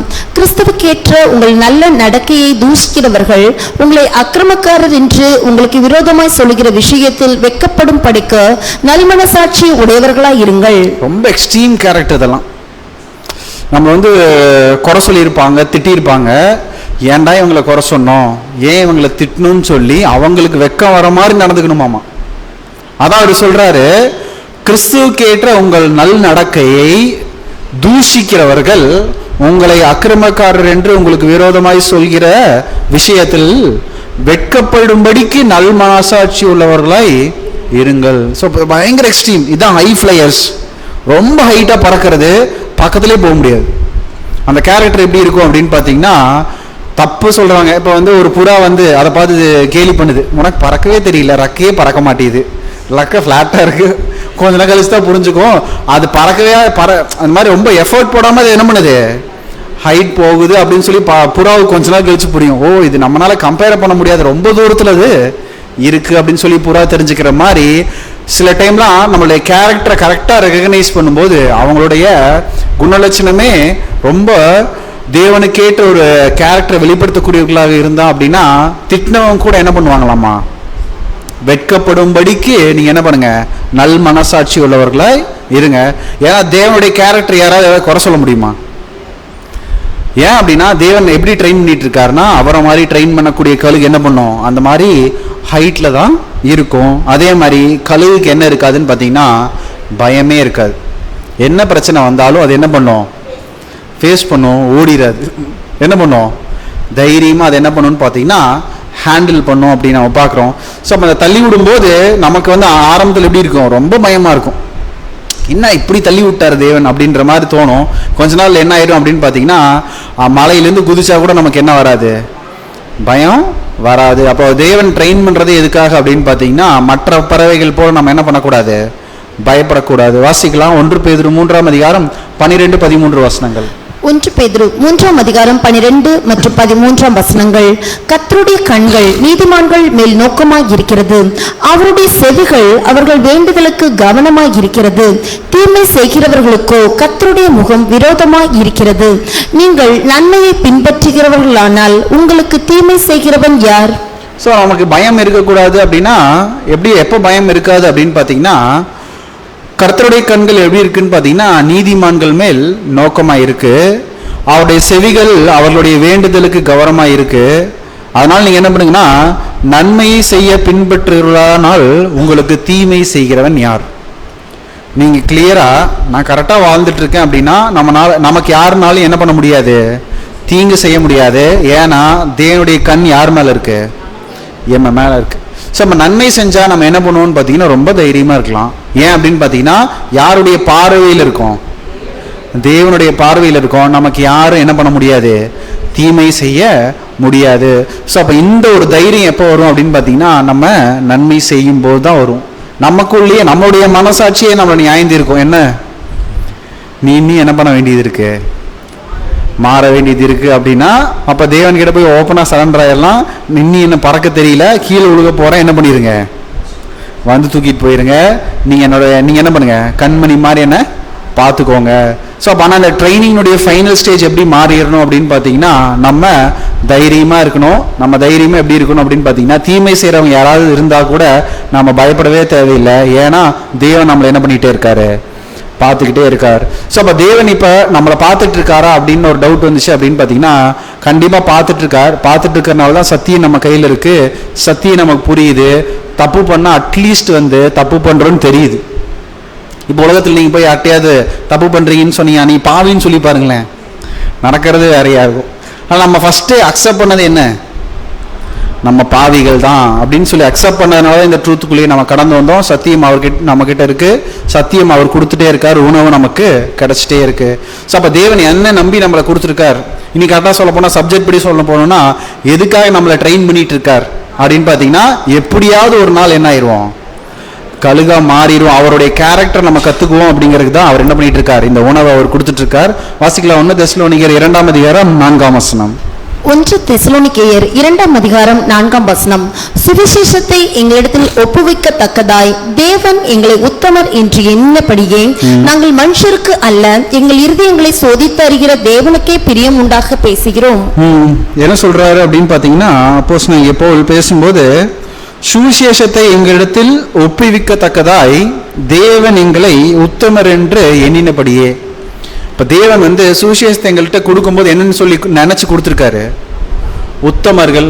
உத்தமர்கள் அப்படின்னா உண்மையா இருப்பாங்க, கொடுத்தா என்ன பண்ணுவாங்க, அதை செய்வாங்க அப்படிங்கிறத நம்பி தான் என்ன பண்ணியிருக்காரு, கொடுத்துருக்காரு. அதை தான் வாங்கியிருக்கோம், அதுக்கான வேலைகள் தான் நாங்கள் செய்கிறோம். அதனால நாங்கள் செய்யறது, நாங்கள் மனுஷருக்கு அல்ல, எங்கள் இருதயங்களை சோதித்தறிகிற தேவனுக்கே பிரியம் உண்டாக பேசுகிறோம். அப்படின்னா அவர் என்ன சொல்றாருன்னா, நாங்கள் உண்மையா இருப்போம்னு சொல்லி தான் எங்கள்கிட்ட இதை கொடுத்துருக்காங்க, நாங்கள் இதை செய்கிறோம். உங்களுக்கு தப்பா தோணுச்சுன்னா அதை பத்தி நாங்கள் கவலைப்பட மாட்டோம், ஏன்னா நான் மனுஷனாக செய்யல, என்னுடைய இருதயத்தை சோதித்தறிய தேவன் பார்த்துட்டு இருக்காருங்கிறதுக்காக நாங்கள் என்ன பண்றோம், இதை நம்ம செய்கிறோம்.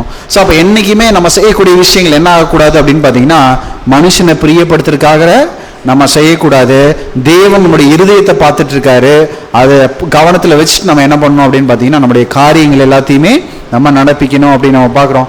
ஏன் அப்படின்னு பார்த்தீங்கன்னா, எப்படி பழைய ஏற்பாட்டு காலத்தில் இஸ்ரேல் ஜனங்கள் மத்தியில் யாராவது உத்தம இருதயத்தோடு அவர் பின்பற்ற மாட்டாங்களான்னு சொல்லி அவர் என்ன பண்ணாரு, தேடிட்டு இருந்தாரோ, இப்போ அதே போலதான் உலகத்திலேயே அவர் என்ன பண்ணிட்டு இருக்காருன்னா, யார் உண்மையான இருதயத்தோடு என்னை பின்பற்றுவாங்க அப்படின்னு சொல்லி அவர் என்ன பண்ணிட்டு இருக்கார், அவருடைய கண்கள் பூமி எங்கும் உலாவிட்டு இருக்கு. ஏன் போய் தேட வேண்டியதா இருக்கு, ரொம்ப கம்மி, தேடி சல்லடை போட்டு சலிச்சு எடுத்தாதான் என்ன ஆகும், கிடைக்கும். அதனால அவர் என்ன பண்றாருன்னா, அவருடைய கண்கள் யாரு அவருடைய இருதயத்துக்கு ஏற்ற மாதிரி நடந்துக்குவாங்க அப்படின்னு சொல்லி என்ன பண்ணிட்டு இருக்கு, பார்த்துட்டே இருக்கு. வாசிக்கலாம் 53ஆம் சங்கீதம் 2ஆம் வசனம். 53ஆம் சங்கீதம் 2ஆம் வசனம். தேவனை தேடுகிற உணர்வுள்ளவன் உண்டோ என்று பார்க்க தேவன் பரலோகத்தில் இருந்து மனுபுத்திரரை கண்ணோக்கினார். தேவனை தேடுகிற உணர்வுள்ளவன் உண்டோ என்று பார்க்க தேவன் என்ன பண்ணிட்டு இருக்கார், பரலோகத்திலிருந்து மனுபுத்திரனை கண்ணோக்கி பார்க்கிறார்.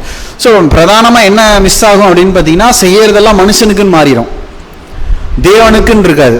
ஸோ அதனால தான் அவர் என்ன எதிர்பார்க்கிறாருன்னா, ஜஸ்ட் ஆப்போசிட்டா இருக்கணும், செய்யறது யாருக்கா இருக்கணும், தேவனுக்காக இருக்கணும், மனுஷனுக்காக இருக்கக்கூடாது.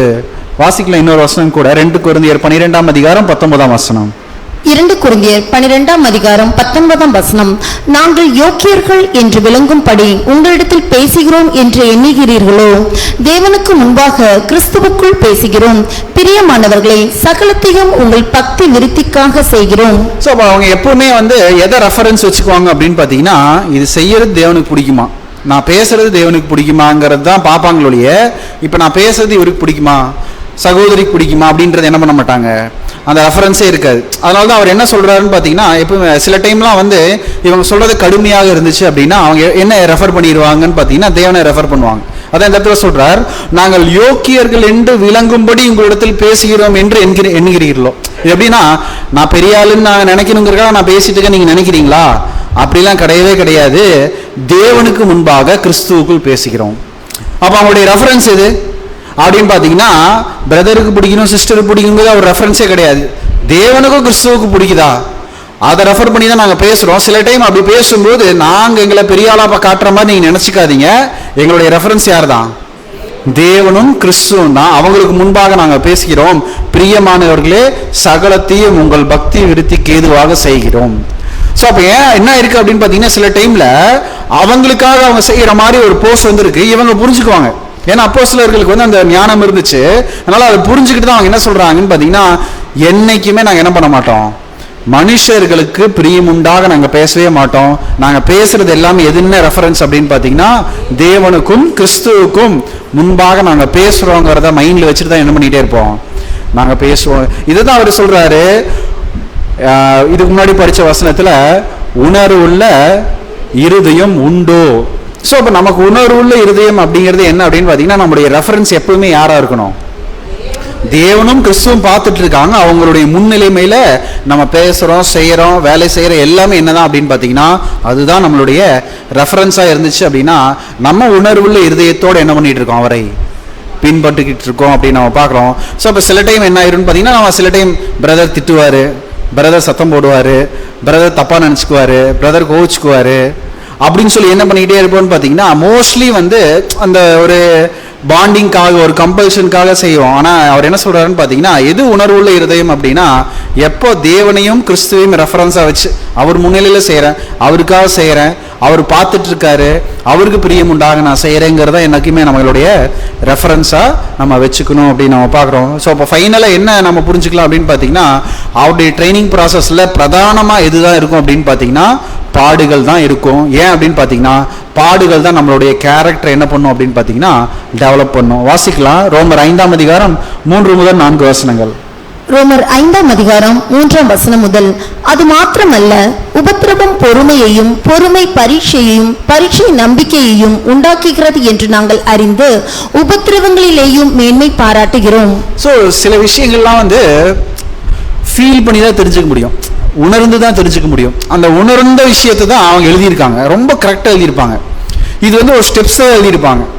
அதாவது அவங்க உணர்ந்த விஷயத்தை அவங்க எழுதுறாங்க. எப்படி எழுதுறாங்க அப்படின்னு பார்த்தீங்கன்னா உபத்திரவம் பொறுமையையும், பொறுமை பரீட்சையையும், பரீட்சை நம்பிக்கையும் உண்டாக்குகிறது என்று நாங்கள் அறிந்து.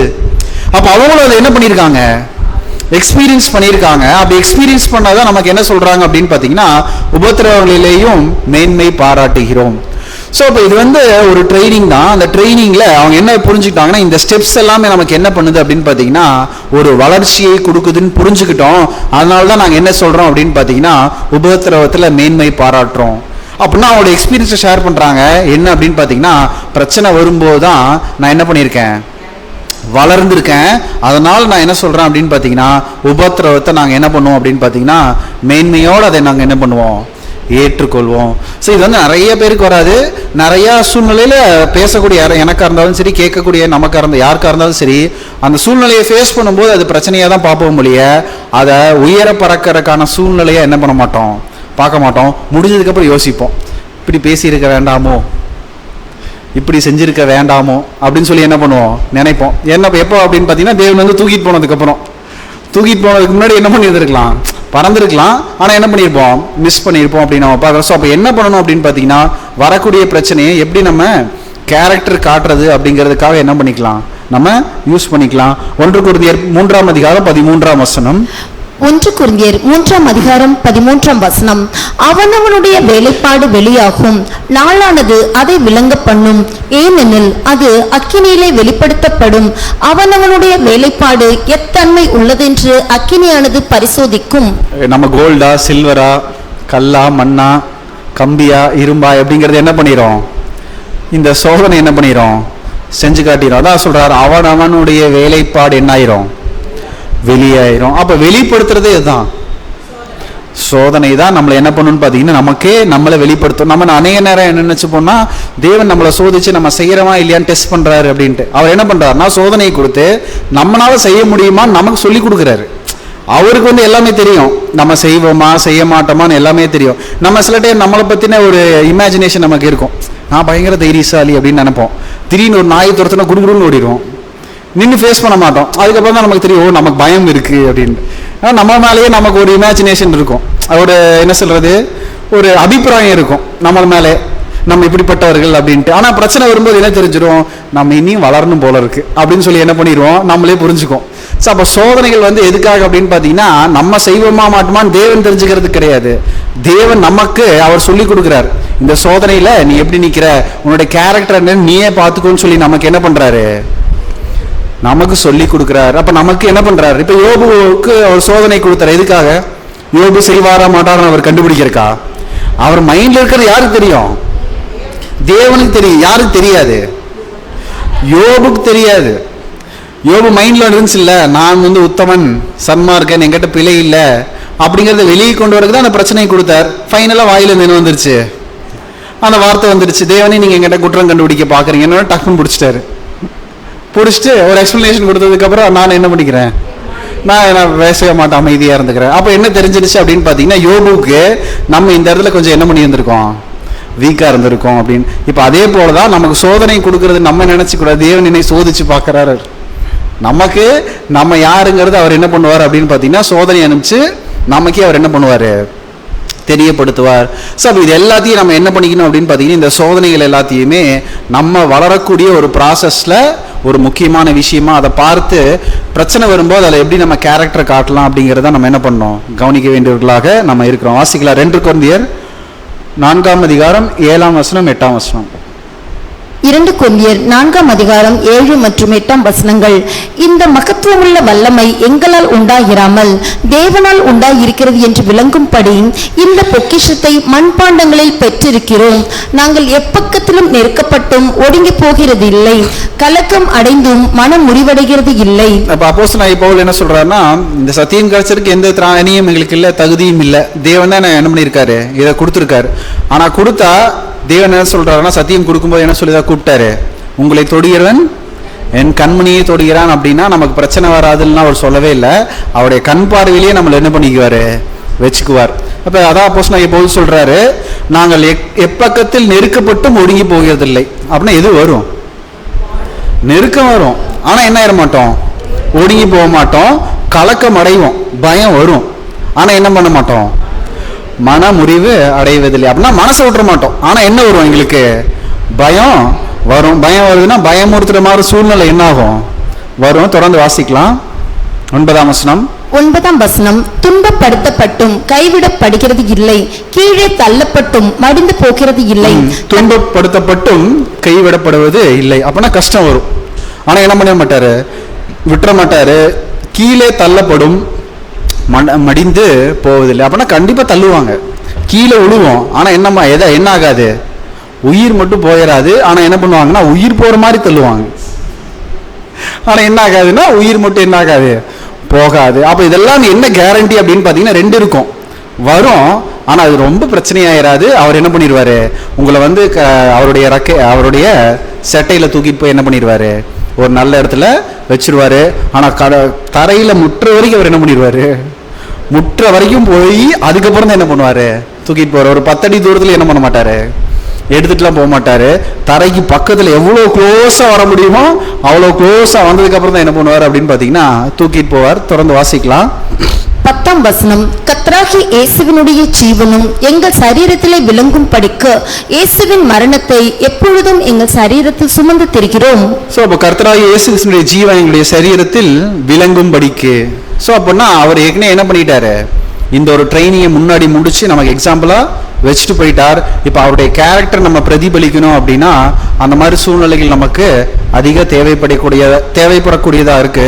அதில் நம்ம என்ன பண்ணணும்னு பாத்தீங்கன்னா, நம்மளுடைய கேரக்டரை காட்டும் போது நம்மளுடைய சரீரத்தில் யார் தெரியவா, கிறிஸ்து வெளிப்படுவார். ஸோ இப்போ ஃபைனலாக என்ன ஆயிடுவோம் அப்படின்னு பார்த்தீங்கன்னா, அந்த கழுவுடைய கேரக்டருக்கு நம்ம வந்துட்டோம் அப்படின்னாலே அவர் என்ன பண்ணிடுவார் அப்படின்னு பார்த்தீங்கன்னா, அந்த லிஸ்ட்டில் நம்மளை சேர்த்திடுவார். எந்த லிஸ்ட்டு, புதிய சிருஷ்டி 1,44,000 அப்படிங்கிற சபை வாய்ப்புக்குள்ள நம்மளை கொண்டு போயிடுவார். ஸோ அப்போ அவர் வந்து பரலோகத்துக்கு நம்மளை கூப்பிட்டுக்கிறாரு அப்படின்னா, மோர் ஆர் லெஸ் அவருடைய குணலட்சணத்தை யார் பெற்றுக்கொள்றாங்களோ அவங்கள தான் என்ன பண்ணிக்கிறாரு, அவர்கிட்ட சேர்த்திக்கிறார் அப்படின்னு நம்ம பார்க்குறோம். ஸோ அப்போ நம்மளை அவர் எதுக்காக கூப்பிட்டுருக்காரு அப்படின்னா ரொம்ப சிம்பிள், அவர் மாதிரியே மாறுறதுக்கு. அவர் மாதிரியே மாறுறதுக்கான எல்லா ட்ரைனிங்கும் அவர் என்ன பண்ணுவார் அப்படின்னு பார்த்தீங்கன்னா நமக்கு கொடுப்பார். இதே மாதிரி தான் இஸ்ரேல் ஜனங்களையும் அவர் என்ன பண்ணாருன்னு பார்த்தீங்கன்னா அவர் ட்ரெயின் பண்ணார். இப்போ நம்மளையும் அவர் அப்படி தான் ட்ரெயின் பண்ணிட்டு இருக்கார். யாரெல்லாம் அந்த தகுதியை பெற்றுக்கொள்கிறாங்களோ அவங்க எல்லாரும் என்ன பண்ணிடலான்னு பார்த்தீங்கன்னா, கிறிஸ்து கூட தேவன் கூட என்ன பண்ணிடலான்னு பார்த்தீங்கன்னா அவருடைய ராஜ்யத்தில் அந்த பரம சிங்காசனத்தில் அந்த வாய்ப்பை நம்ம பெற்றுக்கொள்ளலாம். ஸோ அப்போ அந்த பெற்றுக்கொள்வதற்கு இந்த குணலட்சணங்கள் எல்லாமே நமக்கு அவசியம். அதில் முக்கியமாக பாடுகள் நமக்கு ரொம்ப அவசியம் அப்படிங்கிறது தான் இந்த ஒரு பாடத்தின் மூலியமாக நம்ம கற்றுக்கொள்கிறோம். தேவன் தாமே இந்த வார்த்தைகளை ஆசீர்வதிப்பாராக. ஆமென். கிறிஸ்துவுக்குள் பிரியமான சகோதர சகோதரிகளே, இதுபோன்ற அநேகம் ஆழமான சத்தியங்களை முழுமையாக பார்க்க நமது சத்திய கருவூலம் யூடியூப் சேனலை சப்ஸ்கிரைப் செய்து பயன்பெறுங்கள்.